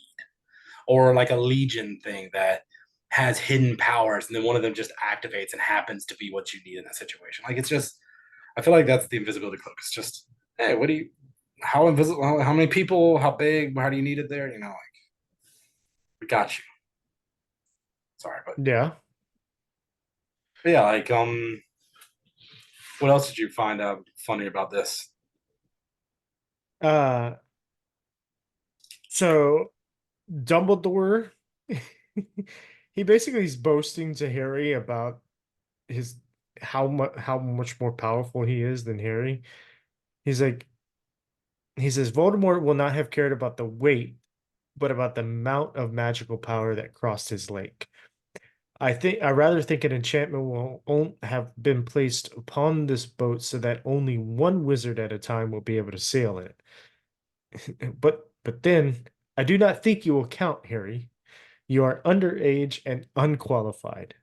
Voldemort would never have expected a 16-year-old to reach this place. I think it unlikely that your powers will register compared to mine. I love the fact that Voldemort put an age verification, or not even age thing. It's like it's like on one of those websites that somebody might go to. It's like, hey, only enter here if you're over 18. Are you over 18? Yes. I feel like it's that kind of level of protection. He's like, Harry, you're over 17, right? Oh yeah, sure. Yeah, I just made Euphoria potion and got really drunk because I have infinite booze. Let's go. No, Oh, I when I read this way back in the day, I felt the same way I felt about it reading it again. Like, I think this is the third time I've read this book. I don't love this. Him drinking it. Just because, unless Dumbledore is 100, like he knows that Malfoy is doing something. He knows like that he has all this plan. He has, works. But I don't think he specifically knew it was going to happen that night. You know what I mean? Like he knew it was going to happen. Even something was going to happen eventually, but he didn't know when it was going to happen. Because he seemed like he's like, oh, I don't even like. He seemed genuinely like, I don't know how you got these people in here. Like I know you tried a few times. I don't know how you got these people in here. Like later on, but that means Dumbledore is not under a rush when he gets here. So in that way, for someone that has been so smart and so he I feel like he's just like, okay, here's this trap by a wizard that by all accounts and purposes, everyone says better than. I'm better than Voldemort. I'm the only person that's at least Voldemort's equal, you know? But I'm not even gonna try to get around this trap. I'm just gonna do it. And like that is just it's just reckless. Especially being like, hey, this is your first time with me, and we're surrounded by a lake full of undead in pitch darkness, and who knows what other traps are here. But I'm gonna go ahead and just, he comes to the conclusion, which he does not know for certain, but he comes to the conclusion, a lot of assumptions, that the potion is not meant to kill instantly, but meant to weaken. And it almost seems like it puts him into a childlike state, like a in D&D terms, I would say it's like a feeble mind, where it's like your intelligence goes really low, you're super suggestible, and you don't really have thoughts of your own, kind of almost like that. Like, I'm a kid, I don't want to do this. This is bad. I want to go. No, drink this. Okay. No, I didn't like that. Drink it again. Okay. No, I don't. see, Which I took it as him just hallucinating maybe I took it and as like, having memories, and then whenever Harry would speak to him, he would come back out and go, "Oh, that's right. I do need to drink this." I also want to bring up. I want to know what you think about this. Did you think like Harry was very quick to being super manipulative of the situation to make him drink it? Yes, that's what he was supposed to do. But like, I mean, he just right into that role. You know what I mean? It was just like, Harry, no matter what, make me drink this. I don't want to drink this. Oh, this will make you feel better. Oh God, no, I hurt. I want the pain to go away. This will make the pain go away. Like, just it's like fucking snake, man. Like, what the- That was kind of strange, but it was him he was doing what he being, was told. It was just yeah, and very, he's very good at it. not a dumb kid. No, I know. Harry is intelligent, and so I think he really latched on in that quick mindedness of going, "Oh yeah, hey, this will take it away. Like, Yeah, like drink he this. This is going to take the pain away." No, no, no. Drink it again. It's gonna. that'll be fine. It's like, but imagine you see someone that's in pain, that's obviously out of their mind, and you need like almost like, let's say you work at a retirement home and there's like a dementia patient or an Alzheimer patient who's just going, and you need to give them their medicine, and they're just, I'm like, he was quick to be like, no, I'm going to manipulate, like, get them. Like he was very quickly proficient at it in my mind. I don't know, but no, Yeah, maybe. I always felt there was something more Dumbledore could have done in that situation, and he chose not to. And it almost makes me think, like, looking at that in a whole, and actually, this whole thing makes me think Dumbledore is a good wizard, very good wizard. He's very knowledgeable, very wise. But overall, Voldemort's a better wizard. Like Voldemort's not as wise or good with people. If Voldemort was as good surrounding himself with people, certain people, and actually, like making an order, or what I mean, like stuff like that, Voldemort would be unstoppable. But Voldemort's skill itself just seems to be better than Dumbledore's. Like when they actually I think when they combat, they're matching combat wise, but no, I don't know. I think the opposite. I think Dumbledore has more power. So like if we were talking about power levels like in Dragon Ball Z, Dumbledore would have a higher power level. However, Voldemort is more crafty, sly, and manipulative to do things. And Dumbledore even states this when in the memories of going and finding Voldemort and having Voldemort at Hogwarts. See, He talks about how intelligent Tom Riddle is yeah, and how crafty and clever he is. yes. And I think he outshines Dumbledore in that manner, but Dumbledore is just pure power. It here's another analogy. I'm stronger than a lot of people at jujitsu, like strength wise. Yeah. And if there was a competition of pure strength, Yeah. then I would win. But in jujitsu, when I'm going against some of these people that are a little more experienced or understand leverage a little more than me, my strength is not an immediate advantage. So they can still beat me because they understand how to manipulate So my positioning. I get what you're saying, but I will argue somewhat the opposite. I would say because it's not just like magic isn't just straight up who is the best at magic. Like as far as because you don't have just like one raw thing. Like we said, like Snape is probably the best at potions. Um different people have different skills. Like Slughorn's really good at the mental stuff, blocking minds, memories, all that shit, because that is brought up. He's not like the best, but he's good at it. But he's probably not great at defense against the dark arts, hexing kind of thing.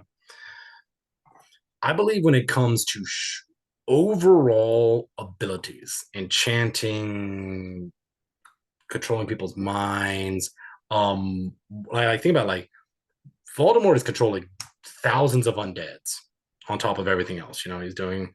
Who knows how many people he has under the Imperious Charm? He has insane raw strength, but he is very. He might be smart. He is very smart, but he is not wise at all. He doesn't know how to use the people under him. He has an arrogance level when it comes to like, hey, here's part of my soul. In my snake. I'm gonna send my snake out into battles to do things, and attack people. Um, like he's just really short-sighted on a lot of things, and I feel like if he actually like on Dumbledore on the other hand, is very very clever and long sight. He knows how to understand his opponent, which I don't think Voldemort ever bothers because he doesn't need to because he's arrogant. He's the best. He doesn't need to. So Dumbledore takes the time to understand his opponent, understand his weaknesses and his strengths. So when they do fight, he knows what to do to at least match him. I believe he understands the importance of the people around him, how to play to their strengths, how to trust in people, all that kind of stuff. So in a way, it's almost like Dumbledore and Voldemort are, pretty even, but Voldemort has more raw things he does that is just all encompassing, but he's so short sighted. He doesn't know how to use that power where Dumbledore's, insanely powerful, one of the most powerful, but he also knows how to use that strength and maximize what he can do. Where Voldemort has no idea how to do that. So Voldemort's like like a kid with a machine gun running into, or a person with a machine gun running into war versus someone with a sniper rifle. Someone with a machine gun hypothetically could get way more people down, but the sniper knows exactly what to do. You know what I mean? Like, it's just like he's Yeah. more patient. He's, I don't know. So I think no, I don't think you're wrong either, but I think when it comes to, so objectively, yes, Dumbledore could be more clever and go those, wise and understand Yeah. his opponent's weaknesses and things like that. But when it comes to Voldemort, he doesn't. Like, Dumbledore self admits he doesn't know what went wrong with Voldemort. Yeah. But he's like, So well, what is he doing right to now? him, He's it's that studying. to Dumbledore, it's why, like, Dumbledore's frustration with it is, I don't know why.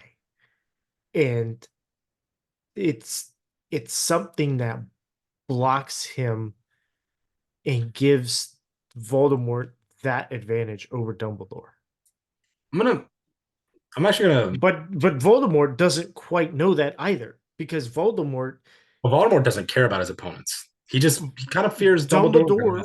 Dumbledore, there's even a chapter is like the only one he ever feared. Yeah. Dumbledore is the only one Voldemort has ever feared.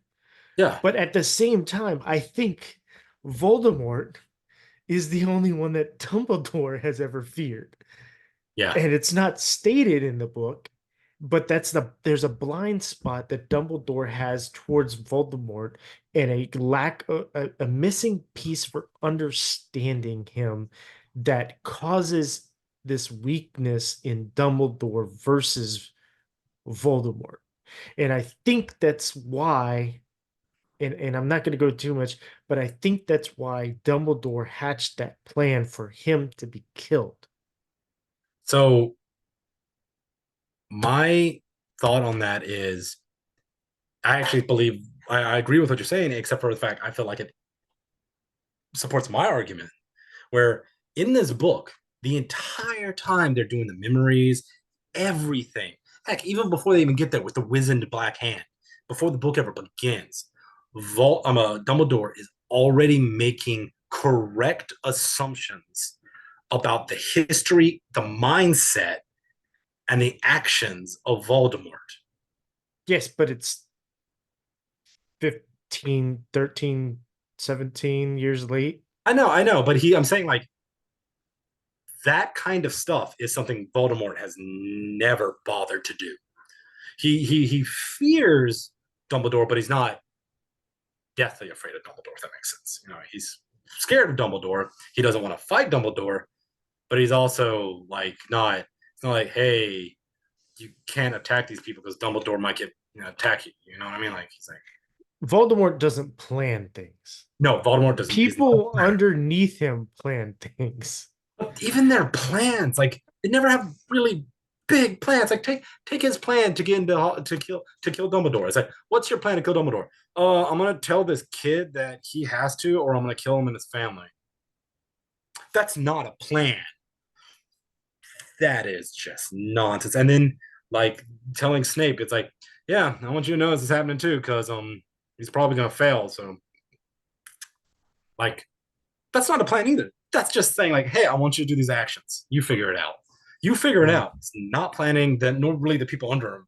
I mean, they have to make a plan, but it's like, I feel like even you saying that, like, Dumbledore might have a greater plan dying, I feel like that's planning. That's what makes him overall not a stronger wizard, but a stronger opponent, because he plans and is smart. I'm sorry, not smart, wise. Because they're both smart as hell. Like, if you were to, like, gauge them, like, on a D, like, I love D&D, so just like a That's Voldemort would be like a 20 and Dumbledore would be like a 19. But Voldemort's wisdom would be like an 8, and it would be his dump stat. And I don't think Dumbledore had a dump stat because Dumbledore has charisma and intelligence, obviously constitution, I guess maybe strength, but he has agility of a young man, so he doesn't have dexterity. Like he he has rolled dexterity. he rolled 18s on all his rolls and then took feats. Yeah. But All right. So last thing on this chapter, we've been talking about Dumbledore this and is an important Voldemort. chapter. This isn't Yeah, it's a it is. It this is the is. meat of the whole book. Eh, You want to listen to one thing, this is eh. it. Eh. Um, did you think that this lake Well, the next one is, but was there a comparison between this lake and the river Styx? no, but it definitely is, isn't it? You got the chain boat, you got the river full of dead, and that's all you got, the two. But that's enough. I also felt that the description of the dead people just under the water was homage to Tolkien as well. The dead marshes. Yes. It totally fit. Which what's that What's the Adam? there's a Need to know food. all this. There is a food and I can't remember it, but it's like a jello type, it's like a gelatin type thing. And like you put all sorts of things in to like sometimes there's like meat and chicken Chicken and in Jello. gelatin I know what food. that's called. It's called an abomination because you do not put savory in Jello. You know why? Because I would have done that. Aspic. What the? ASPIC. I'm looking this up. Is a savory? Is it good? I don't know. I might make this and let you know. So I I've I am on keto. I've been doing keto for like 5 months, and sugar-free Jello is keto friendly, and obviously meats are keto friendly. I can if I put meat in the Jello, that's keto friendly. So don't do Jello. This is the fat that's Oh, in the stock that oh my makes God, I'm it a reading that now. gelatin. I'm looking at pictures of it. You know what? I am not going to try this. Yeah, no, these pictures look weird. There's like vegetables and meats and all sorts of things in it. But anyway, whenever I watch Lord of the Rings and they show the dead bodies underneath the water, I'm like, hey, it's dead people in aspic. Because this kind of looks like or what's the epoxy? Yeah. Yeah, so kind of like epoxy. All right, shall we move on to chapter 27, the lightning struck tower? Yes. And if you're listening, yeah, go ahead and Google aspic because it's just one of the weirdest things Oh yeah. that's Go right to really images. I think it's Eastern European and like Russian style mostly. I'm seeing some with squid. Yeah. So anyway, I mean, I've tried if someone gave it to me, I'd give it a go, but I don't think I need a lot of it. I don't like that. The texture sounds weird more than anything else. oh yeah, no, it's the texture that's gonna be freaking weird. It'd be It's like you like bite into a fat, like like how you get into sometimes you like bite into meat and there's like a big ball of fat. It feels like a purposeful. have you ever made a thick gumbo and Mm. you when you pull it out of the fridge, it's gelatinous and you Yeah, have that. to Yeah, microwave it to get it to be liquid again? yeah. It just That's eat what it it looks like. before you microwave it and see how it is. Yeah, yeah. I skin my Jello. I mean, my gumbo pretty good, but I know what you're talking about. All right, chapter It's too many. 27. We've got 4 chapters left. We're making it Yes, through. but the last two are Yeah, well, the well, last one. technically the last 4 should go pretty quickly, maybe. Yeah. So anyway, lightning struck tower. They apparate back to Hogsmeade. Dumbledore insists that he needs Snape. He's like, "Get me Snape." Rosmerta points out the dark mark above Hogwarts, at which point Harry axios the brooms from the 3 broomsticks. Now, it didn't say, she said there were a couple of broomsticks in there. She should have said there were 3 broomsticks in there, and 3 broomsticks come and all 3 of them fly on brooms to the thing and actually give it the reason for why. You could be, hey, they said the thing. They said the thing. There's 3 broomsticks inside the 3 broomsticks. So they Harry and Dumbledore ride the brooms to the astronomy tower. Malfoy shows up, and Harry is already under the invisibility cloak, and he's about to leave the tower when he gets hit by an immobilizing curse. And so he gets to sit there underneath the cloak and watch this entire conversation with Malfoy and Dumbledore go down. And Dumbledore just keeps Malfoy talking. Then Fenrir and 2 Death Eaters, who are brother and sister, and they're described as being very weird looking, Yeah. show up. And then Snape shows up at the end and kills a pleading Dumbledore. And Dumbledore's just like, "Please, Severus, Snape, please." And he kills him.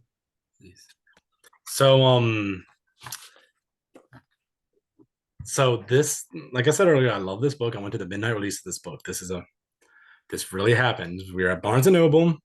We got there early. I was one of the first people in line. Like me and the girl I was dating at the time. And we got our book, and then we went over to I forgot where we went. We went somewhere to eat or something, right? And we both, like, it was like a Thursday or a Friday. I think it was a Friday because we both like read the book over the weekend.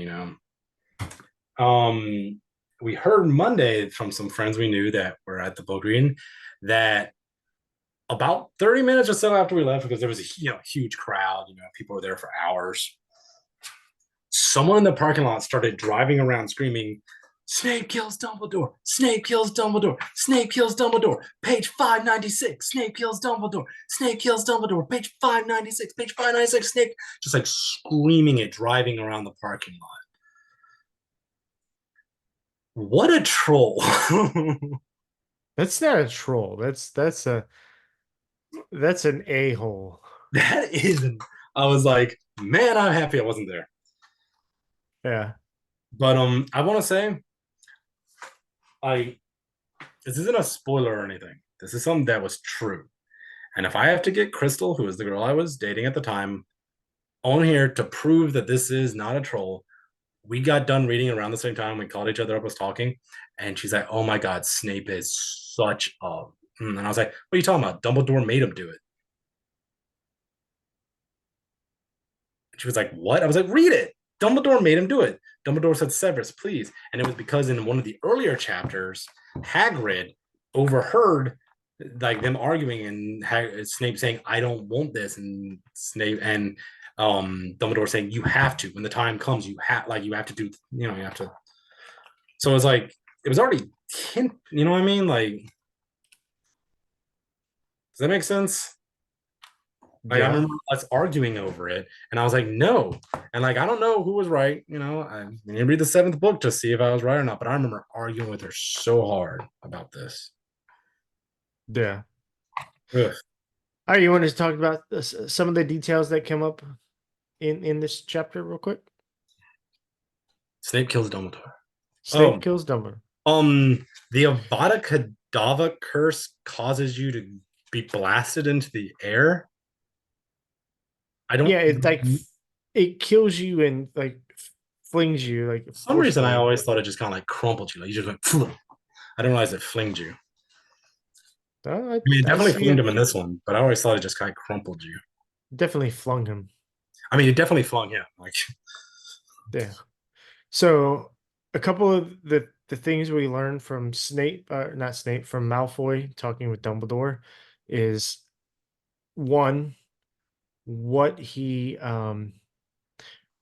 what Malfoy was doing at Borgin and Burke's, what he asked him to mend, which was the other vanishing cabinet. And he learned this from Montague, who could, like, he's like, yeah, when I was stuck in there, sometimes I could hear people in Hogwarts, but sometimes I could hear people in Borgin and Burke's.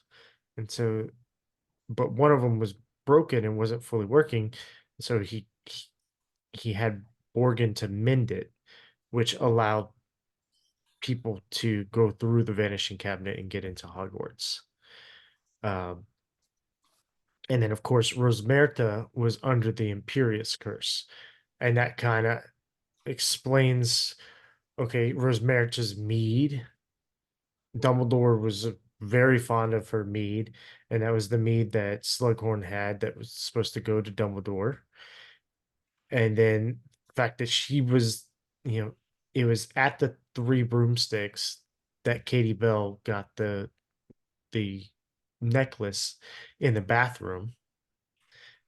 And so it all kind of, it made sense. And um, of course, Dumbledore also tells Harry, he's like, I knew Malfoy was planning this the entire time, but I didn't confront him before now because I knew uh he's telling Malfoy this. He says, I didn't confront you before now because I knew that you would have been murdered if Lord Voldemort realized that I suspected you. And he really cares for, he cares for his students. He seems to care for his students and wants to protect them all, and keep them from going bad. So it kind of made sense. My only thing about that is two things. One, those coins are awesome. I wonder what the range is. You know what I mean?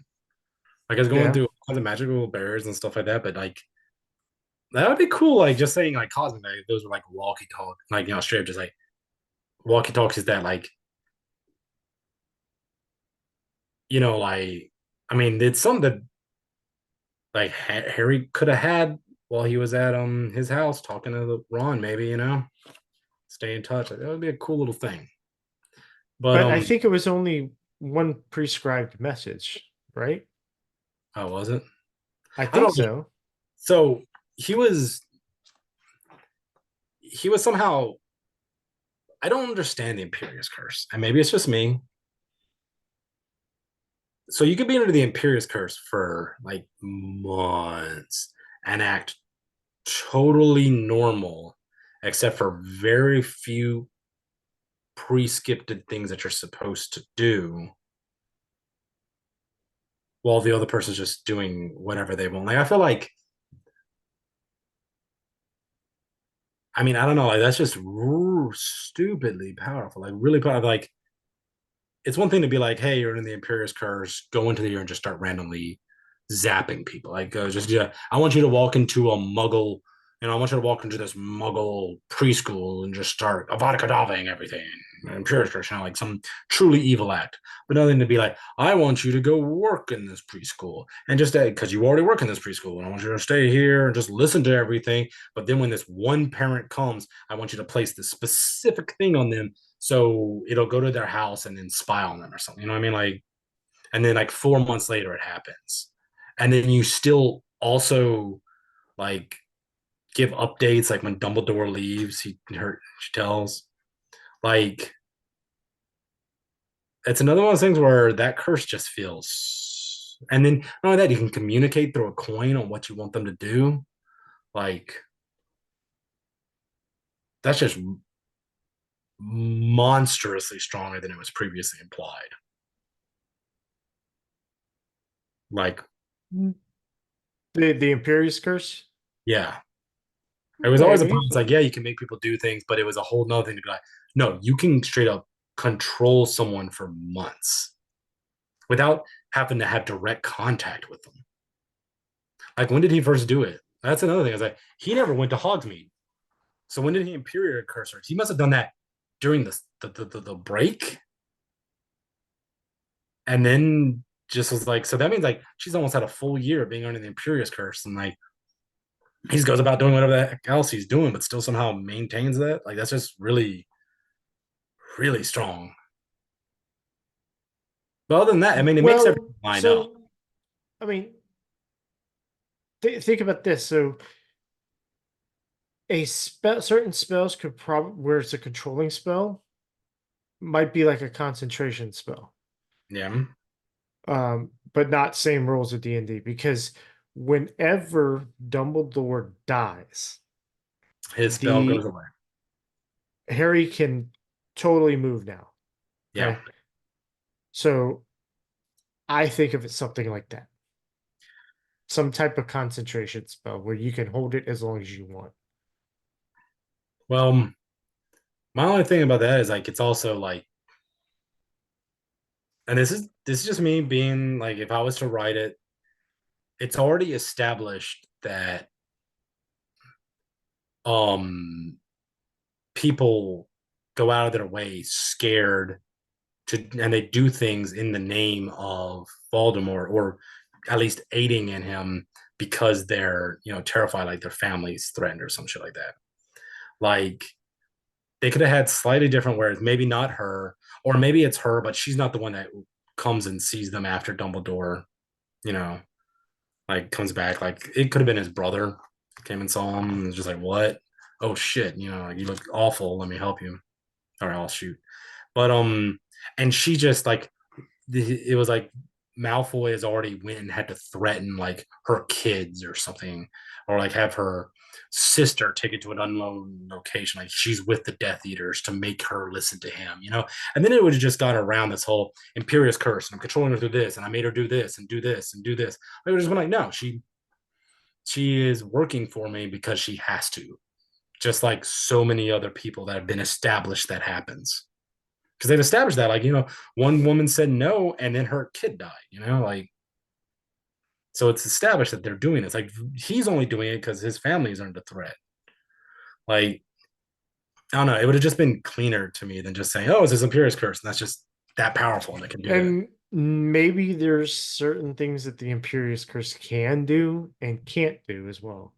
Yeah, But it's such a soft system it with a lot of the undefined magic stuff. kind of, like a lot of that magic just kind of does what you need it to do. Yeah. Yeah. I don't know. All right. Anything else? No, not really. Just I mean, it's the biggest surprise in the series, it's the biggest surprise in the series. unless you were at that midnight release. Yeah, it was. Yeah, it was done well. Again, everything leading up to this makes me believe the second chapter was written afterwards.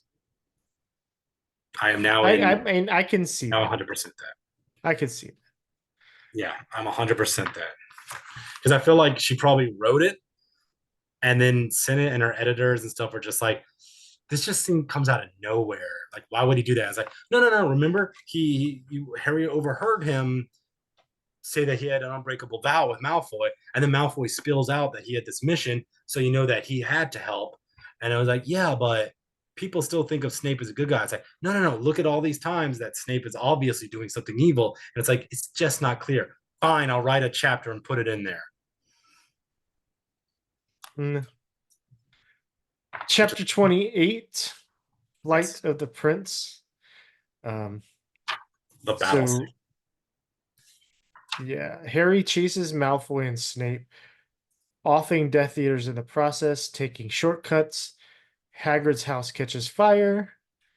Snape deflects all of Harry's spells at the Like end. they're nothing. Yeah, he's just like, stop doing this, Harry. Stop.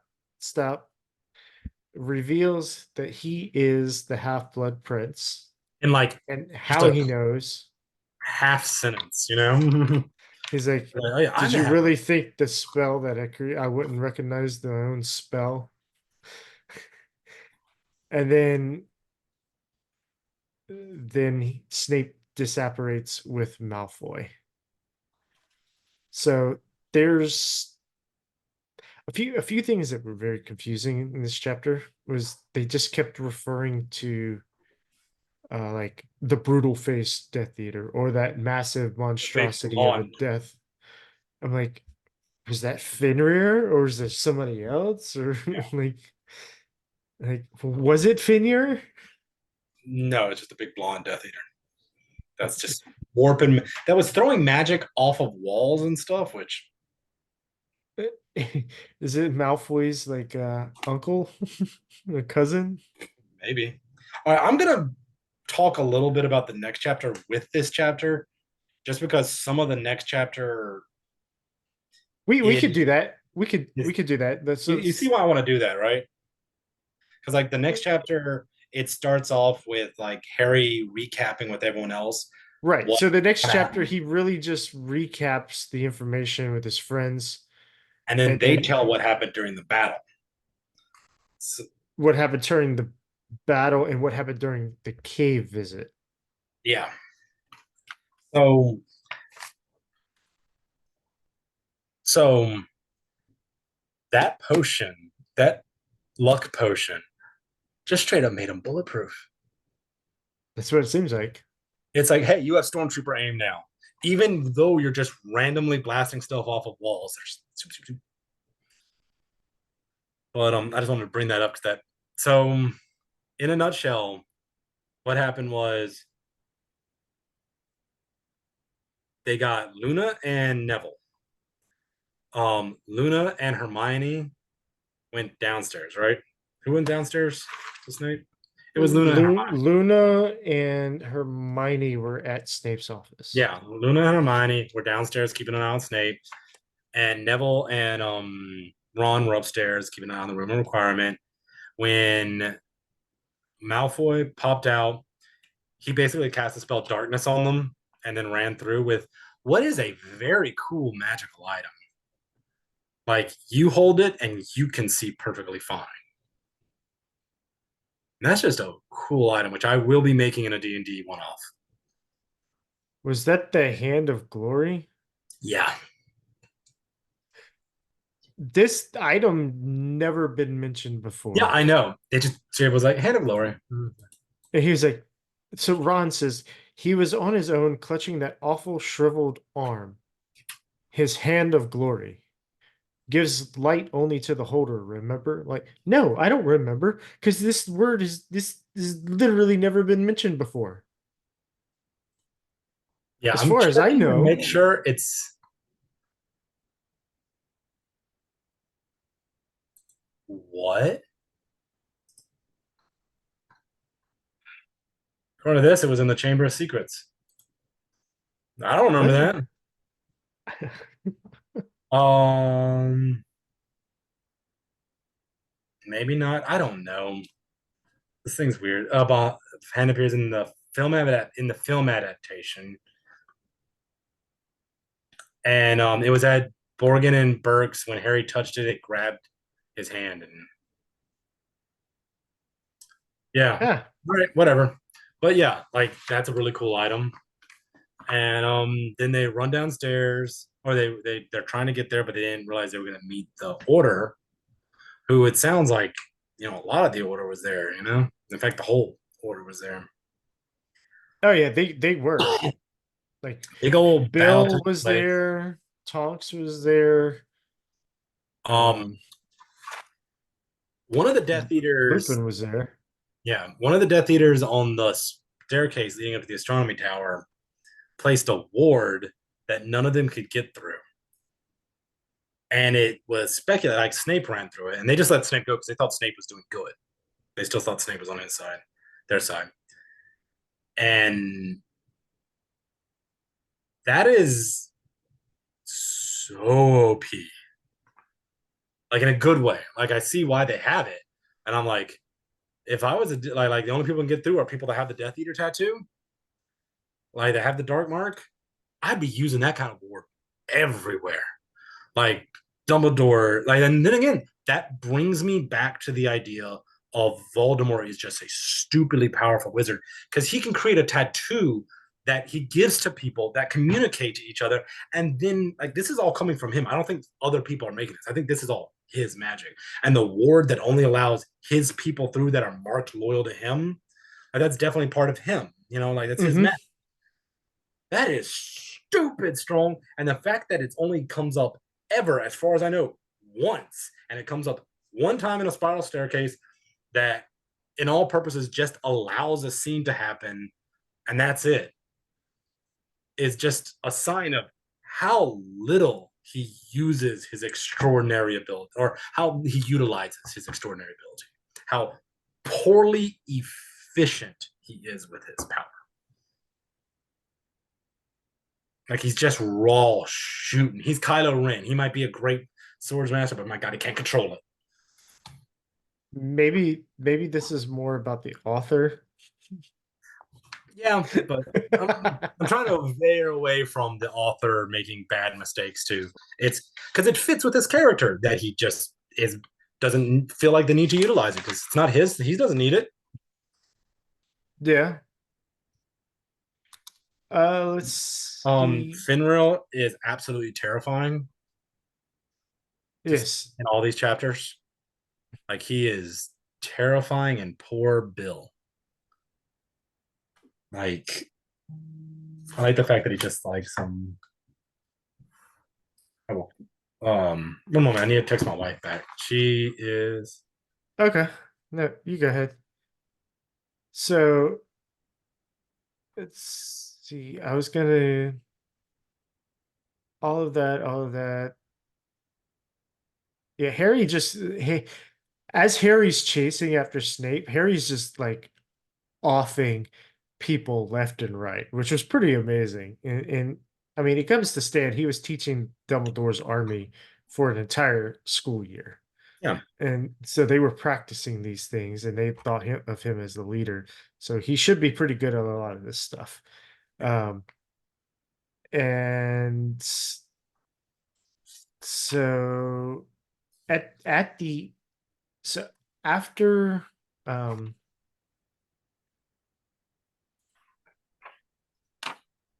after so I'm going back to the flight of the prince. Yeah, After it's all kind of the after same chapter, just two views.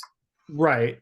It's the same. So after Dumbledore after Snape escapes, Harry goes over to Dumbledore's body and there's a piece of parchment that he pulls out, and so it's a letter that says, "To the Dark Lord, I know I will be dead long before you read this, but I want you to know that it was I who discovered your secret. I have stolen the real Horcrux and intend to destroy it as soon as I can. I face death in the hope that when you meet your match, you will be mortal once more. R.A.B." And I literally did forget who this was. Yeah. And I didn't look it up either. I just like looked at the initials and I was like, B. Oh. So I'm not going to state it, but if you're reading this for the first time, then it has been in the books thus far, you have enough clues to figure out who left this litter. Yes. And it is extremely obvious. Yes. It's not like oh, I'm not going to do that. That's a spoiler. I just want to ask though, did R.A.B. bring someone with him to drink the potion, do you think? Because he had a note, he got out of there, he was able to replace it with another locket. Like, I don't feel like Dumbledore, who is, as we established, one of the best wizards ever, even if it's, some, skill, wisdom, whatever, he's still one of the best wizards out there. I don't think he would have had the foresight to then leave a different locket and then get out of there on his own. So what if RA B, when he went and got the locket, he left the fake in the bowl of potion, and Yeah. that wasn't originally part of the defenses. The bowl of thing is RIB's trap, not we're gonna trap. Because like Yeah. he I mean, just imagine if Voldemort goes back to get his Horcrux and he's like, wait, what is this? And then he does all of this just to get a letter that says, haha, your princess is in another cave. That does mean that that Dumbledore was correct, but only out of pure luck that the potion wouldn't kill him. Because he was assuming that it was Voldemort that placed it, not RAB. Yes. Hmm. Maybe. I'm down with that. I'm down with that logic. I'm down with that lore. You know what? That's it. That's it. RAB placed it. And was Dumbledore's efforts all in vain? Do you think his efforts to get this Horcrux were all in vain Oh now yeah. because of RAB already having done it? Yeah. 100%. Okay. And well, here's what I again is the thing is Dumbledore is so good at planning, so good at like how and you agree in this. He's smart and he's wise and he takes his time and studies and whatnot. That he just plowed through the trap, meaning that it's like, and he just did it because he just I don't know wanted it done. Then I don't know that the fact that he did that and that definitely, I mean, like he was gonna die anyway, but like the only way it makes sense is if somehow Voldemort knew that whatever like that Malfoy's plan was going to come to fruition that night. And I don't know how he would know that. Because with his talking with Malfoy, it sounded as though he truly did not know how Malfoy did it. Now, Well, I um, don't think Dumbledore knew that Malfoy's plan was going to go off that night. yeah, I don't think he did either, but that was the only way it would make sense where he actually chose to drink the liquid then to weaken himself to make it so the events happened the way they did. Yeah, Right. no, I think it was unfortunate that he was weakened at that moment, and so whenever he heard, so whenever the dark mark was off and they went, and then he heard the footsteps coming up the stairs, he knew that one of two things, it was going to be either Malfoy or Snape coming through that door. And he did not want Harry to intervene. Yeah. Because one, he didn't want Harry, if it was Malfoy, he didn't want Harry to attack and kill Malfoy. Yeah. And I think his decision to um, petrify him, immobilize him, was because Dumbledore was in such a weakened position that Dumbledore wouldn't have been able to really protect himself Harry fully. would have jumped So in. he accepted that this is the moment. Yeah. This is the moment I knew was going to happen at some point, and it's coming now. And Harry is not going to prevent this because this is this is part of my plan to get, you know, if he did tell Snape, like, you do have to kill me instead of Malfoy, it's this has to happen for my plan to Work. be it. Yeah. If indeed Snape is working under Dumbledore's Super orders. like I am a quadruple agent. Yeah. Yeah. Um, So Dumbledore thinks I'm working from him, but Voldemort knows that I'm actually working from him, but just hiding like I'm working for Dumbledore. But Dumbledore knows that I'm hiding as though I am working for Voldemort and just fake working for Dumbledore. But Voldemort knows that Dumbledore thinks that I am just acting like I am working for Voldemort, working for Dumbledore, but I am actually working for Voldemort. But in reality, I am just doing Dumbledore's bidding, making Voldemort think I'm doing his bidding by knowing and actingly like I am working for Dumbledore for by doing Voldemort's bidding by working for Dumbledore. Quad agent, baby. Let's go. a few more things in chapter 29. Like we're almost done, and I think Yeah. chapter 30 won't take much. No. Um, so I I think Snape's reasoning for coming back to Dumbledore and why Dumbledore trusts Snape is weak as hell, as written. So it states that Snape told Dumbledore he hadn't realized what he was doing. He was really sorry he'd done it, sorry that they were dead.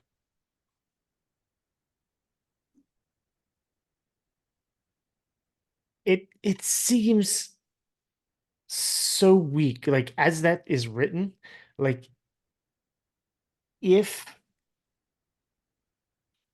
I I don't know if it explored more of why Snape cared that Harry's parents died. Because I mean we've seen eh, we've seen the visions or the memories where James Potter was bullying Yeah. Snape. So Snape was doesn't really care about James Potter. He hates him. We've seen where Snape kind of looked longingly at Lily and Lily, stood up. Nice. Yeah, That's Lily was nice to him. And so like if something like that was established and then stated here instead of just a generic he didn't realize what he was doing and he was sorry that they were dead now. It's like oh no, it's I had a thought and then it went to a bigger thought, and that was, well, what if he had made like an unbreakable vow to Dumbledore? Something like I am, I will always be in your employ, or like you are the fire, or something, thing like that. Some loyalty thing. But then it makes me think, why don't they all do that? Like, why doesn't every Death Eater have to make an unbreakable vow that they are going to be loyal to Voldemort? Why doesn't all the people have to make like that are working like saying it's like I'm not working for Voldemort? It's like, all right, let's make the vow. Like, yeah, I'm reminded of the Wheel of Time because all the dark friends, yeah, their oaths that they take to the Dark Lord, like part of the oath says, and I will not do anything to circumvent him until like the hour of my death. I'm guessing they all do it in the hour of their death. Mm. I can't speak to that, but it's just I funny that the oath itself is just like Here's the loophole. here's yeah, here's a here's a loophole right here. Like good luck knowing when you're gonna die. Um, but then again, if you believe that you're going to die, can you then? Yeah. But we're not talking about that book. Um, a Let's few small things. Bill is going to be changed into he likes raw meat now, yeah, or rare meat. Um, and he's a little bit furry. he's a little bit fur, and Fleur is finally accepted by Miss Weasley because Oh yeah, Fleur's the she's like coach. yeah, she was like like, oh my God. She's like, wait. After she saw Floor taking care of Bill and was like, do you think I was with him because he was cute? No, I'll take care of him. And she's like, took over the motherly duties. And then Mrs. Weasley says, well, our great Auntie Muriel has a very beautiful tiara, Goblin Maid, which I am sure I could persuade her to lend you for the wedding. So Which is she's funny like, because in Lord of the Rings, it's like the opposite. If you get something goblin made, it's shitty. You want something elf made. But in this one, I feel like if a half elf made you something, you'd be like, ugh, I want the goblin made thing. Yeah. And this is where we find out that Tonks loves Lupin. Hmm. So, and Harry has this um care of yeah, Harry has this revelation, and the meaning of Tonks's Patronus and her mouse-colored hair, and the reason she had come running to find Dumbledore when she had heard a rumor someone had been attacked by Greyback, all suddenly became clear to Harry. It had not been Sirius that Tonks had fallen in love with after all. So whenever she did run into Harry outside the room of requirement, she was heading to Dumbledore to talk about who was attacked by Fenrir Greyback, which was the Montgomery sisters' brother, apparently. Hmm. Now things are crazy. One thing in this chapter also that I just thought was a really nice thing was Fox. I mean, heck, the chapter's named after that. The Phoenix is Lament. Phoenix Lament. But it's just kind of cool that the like it's the like the Order of the Phoenix is like that's Fox. I think it was named after him because that was Dumbledore's thing. And Yeah. it's just kind of cool that he's mourning and everyone hears it. It's just kind of like this. And then when at the end, like the end of that chapter is just like, and Harry realizes he's silent and Fox is gone, and so is Dumbledore. And yeah, that's very poignant, I guess. Just very good end to the Yeah. chapter. Yeah. And McGonagall is now the interim headmistress, and she kind of discusses with the heads of the house, which Slughorn has currently replaced Snape as the head of Slytherin. Harry is invited to this meeting as well as Hagrid, and she doesn't think that the school should reopen next year. Yeah. And then at the end of the chapter, I love this. I just love the way that it's written and like the image. So Fox had stopped singing, and he knew without knowing how he knew that the Phoenix had gone, had left Hogwarts for good, just as Dumbledore had left the school, had left the world, had left Harry. So like Harry just pretty much feels alone, as you see in the next chapter when he tells his friends uh I'm alone. Let me alone. yeah, so But before we get on the next chapter, I do yeah, want go to say ahead. at like the conversation, like McGonagall's straight up like, okay, we need to shut down. Everyone needs to go home. And I I guess I find it odd that it's McGonagall being the one that says it, but it also makes sense that she's the head master and Mistress. mistress, and that the headmistress is the one that needs to be saying this stuff. So I guess so. But like the fact that she was like, "Well, all right, everyone needs to go home," and Harry's like, "What about the funeral?" Well, he wants to be buried on the grounds, but none well, make it happen. And everyone else is like, "Yeah, make it happen." Like, and the kids should stay till after the funeral. Yes, it's beautiful. They should, and like all the other people, like, well, I say all the other ones, Flinwick, Sprout, and I don't think Hagrid actually says anything then. But even Slughorn is kind of like, I suppose, and Hagrid's like crying, but just like, yeah, he's well, Hagrid let out a strangled sob of assent. Like, I just found it kind of, I love the scene. I do find it kind of odd that McGonagall's the one that everyone's ganging up against. Her, like, no, we need to honor Dumbledore. It's like, She loves Dumbledore. She wants to honor him too. Like, I don't know. I guess it's her taking her role as a headmistress. But I did love that scene. Just they're all Yeah. like, And I mean, she wants to protect them. And at this yeah, point, with the Death Eaters having infiltrated Hogwarts, she doesn't feel any longer that it is any safer than any other place. yeah. And at least if the kids all go home, now they're all spread out and they're not, all in one place. Just so Fenrir can take them one at a time. Arr. I fucking hate them. All right, so It's kind of chapter. odd that Fenrir loves attacking kids, yet the only person he attacked was a full-grown man. It's like he literally came along to the school to attack kids. Like, that's not even like implied. He says it. He's like, it's like, I'm surprised you brought Fenrir. I didn't invite him. He came anyway. Like, I love schools. It's just like, yeah, he's here to eat kids. Like tear out Yeah. the stuff. That's what he's here for. And they're he didn't do it. He just attacked man instead. I All mean, right, so the final chapter 30, the White Tomb.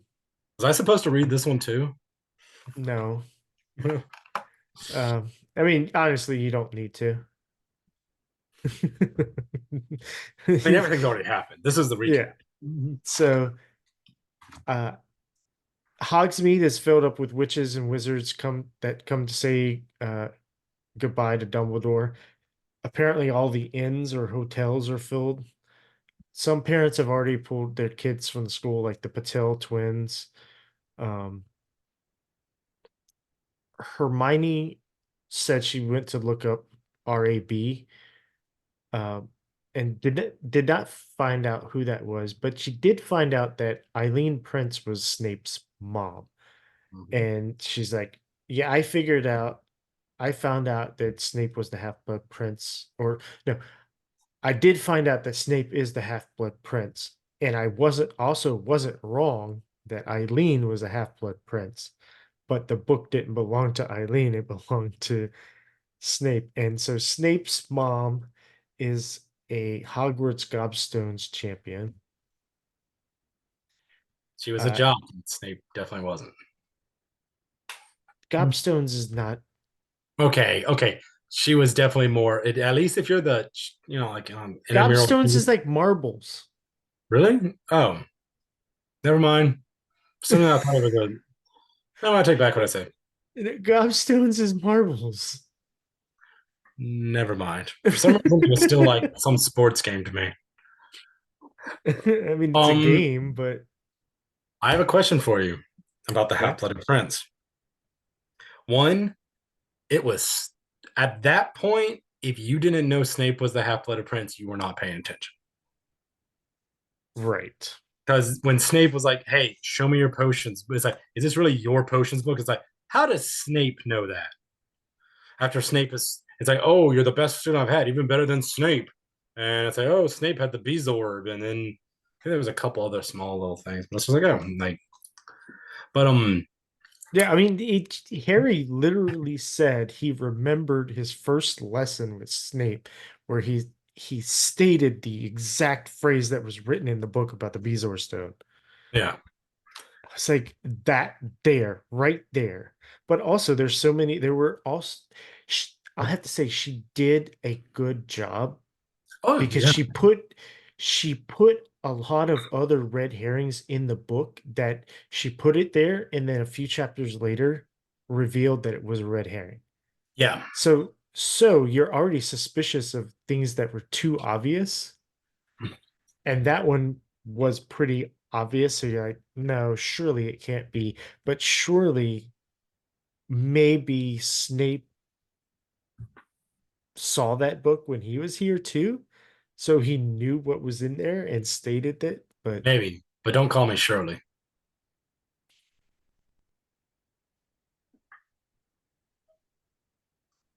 no. No,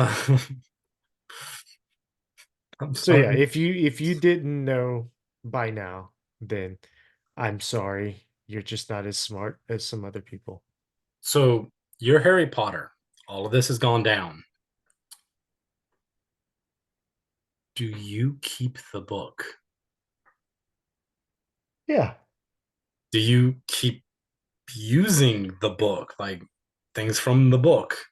Do you keep looking for other spells and stuff? sure. I mean, I would.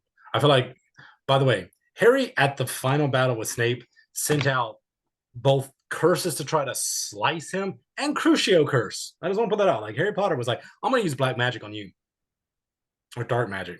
I'm gonna straight up use dark magic on you, and I don't care. Yeah. Also, just real quick,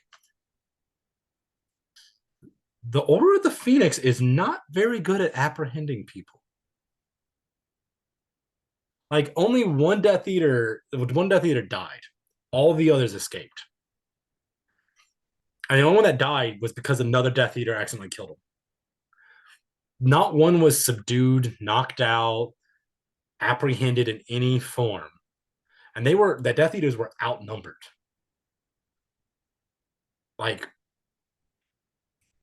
I just want to put that out there. Like the good guys are like, y'all kind of dropped the ball now. Anyway, sorry. That No, was you're off fine. topic. I just meant to bring that up earlier, but yeah. You're fine. We're almost done. Yeah. It's getting late. I'm starting to get tired, but we're almost done. So we're at like 2 hours and 40 minutes, I think. All right. Everybody, yeah, the shortest one for us, you and me. Yeah. Everybody goes out near the lake for the funeral. The mer people are seen right under the water. Hagrid carries the body up, places it on the table. It was, to me, it was such a beautiful yet sorrowful scene. Hmm. Harry zones out while the unknown wizard gives Yeah. a Do eulogy. we have any idea who that is? I wonder if they were. But I don't know. It's so It weird. doesn't name it Harry. If Harry knew who it was, Harry would have said Harry the didn't name of the care. person. But Harry just described, like, from Harry's point of view, he just described what he looked like. And he didn't give a crap what he was saying. So he just like zones out, and then the body erupts in flames, and a white tomb appears. Afterwards, he goes and talks to Ginny, breaks up with her. So look, I never understood this. Where he's like, look, I love you, and they know you're close to me, so they're going to use me to hurt you. So we have to break up so that they can't use you to hurt me. Like, just because you break up doesn't mean that your And feelings have stopped. yeah. So if they still get her, it's going to be the same thing. Your feelings did not go away. See, there's two folds to that I could see. Oh, God. So I have another monitor right here, and the picture of the aspic is still up, and I just keep looking and going, oh, why is it still up? No, like there's one that's just god awful. No, so I think there was a Facebook group called like Aspic and Unexpected Places or something. oh. So they're a high school relationship that have been together for A month, a month at few this point. weeks. Yeah, a few weeks to a month, something like that. Like it's not long. So the idea that that couple gets together, has a fling, and then breaks up, and Harry disappears, you might not care about that. You might not look into that anymore because it's just a high school thing. He's 16 that comes in, you know what I mean? Like, but from the other point of view, Harry has a history with her, caring about her as a person all the way back from book two. And it is the sister of his best friend who is going with him. So even if hypothetically Harry straight up never actually had any romantic feelings about her, she could still be used just based on everything else, even if it's just to get to Ron. Like, Yeah. oh, like if it was Cho and he finally got together with Cho and then they broke up and Cho just went her own way. Even that would be like, okay, they kind of pined a little bit and then got to get that into bro. Like even that would be like, okay, if you started torturing Cho, you'd be like, what the, thinking about going to rescue her. But this is so much more just because it's your best friend's little sister that you already like face death to try to save. Like that you spend summers with, that you, yeah, it doesn't make logical sense. Yeah, I never understood it in The only any. the one thing it does allow is not so much I'm going to, I'm trying to protect you, is like I'm doing this alone. And because of that, we can't communicate. We can't like anything, even if they think that I am talking with you, makes you so much more of a target. Like we have to end this because it is a flat. But the moment that it's like, hey, Ron, by the way, Ron Hermione afterwards says they're going with Harry, and that's kind of how it ends. That's the end of the day. I Mhm. actually found the very last, because I always like seeing the last words of the book, and the last words of this book were not anything. I mean, it was like they're talking about Fleur's wedding, and they're like, "Oh yeah, that's gonna happen." Well, at least no matter how long this takes, there'll be that one day of happiness. Which I mean, it's a cool thought, but I don't know. I always like the endings where it's just like, "And together we're gonna take this on, regardless of the thing," and then that's how it ends. Not that there will be this might be miserable, but we'll have that one day of happiness. End. Like anyway, like the minute he has Ron and Hermione going with him, then it's like, okay, well, as far as connections, you're still in risk for that. And as far as me going alone, that's not happening anymore. So I guess he could have gave her the choice, like, hey, or at that point been like, you're not skilled enough to go with us and do the things we're about to do. But Jenny is. I She's know. good. It's Oh, been I said know. multiple He times that also she's he awesome also at could have straight up hexes. invited her and been like, we're doing this. I guess I'm not going alone. Right? Yeah. No. Yeah, absolutely. And then he's gonna see And her again at the wedding, probably. I actually don't remember much about book 7, so I don't know if he does see her at the wedding or not. But I'm assuming he does. yeah, I don't remember anything about book 7. But yeah, also right after the funeral, Scrimgeour comes to try to Yeah. recruit Harry again to show approval of the ministry. And I was like, that's kind of weak. Yeah, and that whole thing was just like, dude, read the room. Like, there's a time to do this. This isn't the time. Like, wait like a month and be like, Harry, how have you been? Things are not going great. We could use your help. Not just but it also, in a weird way, you could say it shows Scamgar's character of a very direct, straightforward. This is what I want. No frills. Yeah. But it's very unnecessary. Yep. All Anyway, right. look, the book is done. Yay. Look, all the cards are back in here. They're from the chapter. They're back in the deck. Oh, nice. Next time we need to do a 53 chapter book so I can put one between every chapter. Oh, I mean, No, no, no. I was joking. hold on. Wait. How many? I've already. And in the podcast, where's the button to end it? Where's the button? Okay, not gonna fucking lie here. Is it 53? Eye of the World. Son of a. I know. Well, you already did that book, so We did that book, but you already done it. Too late. 53. I was like, hold on, wait, I think that one is 53. And sure enough, I was right. God dang it. Deck of cards, one for every chapter. Well, Chris, 13. thank you for discussing this book with me. Thank you for having me. Thank you for everyone listening to us ramble. Yeah, absolutely. It's been a fun conversation for me and you. Wow. Hope it's been fun for everybody listening. Uh, you know, your first episode for this book has the most views on YouTube of any of the videos from the podcast up there.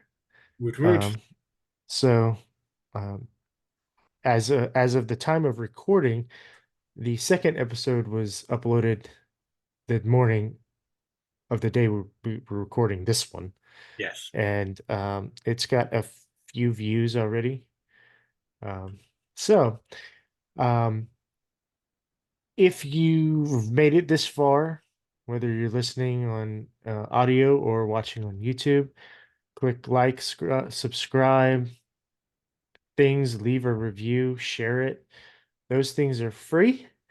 And, it does all those things of getting other people to see it. They may not see the first one you share. They may not see the second one you share. They may not see the 20th one you share, but the 24th one, they might go, oh, look at that. I didn't know this existed. And you'd be like, I've shared these every week. What do you mean? And they're like, oh, I don't know. It doesn't come back. It doesn't come up on my algorithm. So, um, don't stop sharing. Don't And stop sharing. yeah, there you go. Don't do Go on the that journey like with us. button. And so next week is probably going to just be, um, it's not going to be a book, but there's going to be an episode next week. Maybe with Justin, maybe with Chris, maybe with, I don't know, somebody. Would you be both of us? It could be both of you. So I haven't decided what we're going to talk about yet, but Oh my gosh. I want a week off to just not be beholden to getting through some chapters and discuss just Yeah. and then the next week we'll pick up with Harry Potter and the Deathly Hallows, chapters 1 through 10. And our friend's wife, who is also our friend, Emily, is going to join me for that entire book. She is mega Potterphile. Yes, Alex and Emily had a Harry Potter themed wedding. And honeymoon Yes. and house decorations. So, well, Chris, it's late It and is. I am tired. Yep. So, All right. Well, I'm I'll wired. kid I like talking. I don't know if you noticed. I did. But I will catch up with you next week. Okay. And yeah, there you go. All right, man. I'll see you at D&D. Bye. Bye.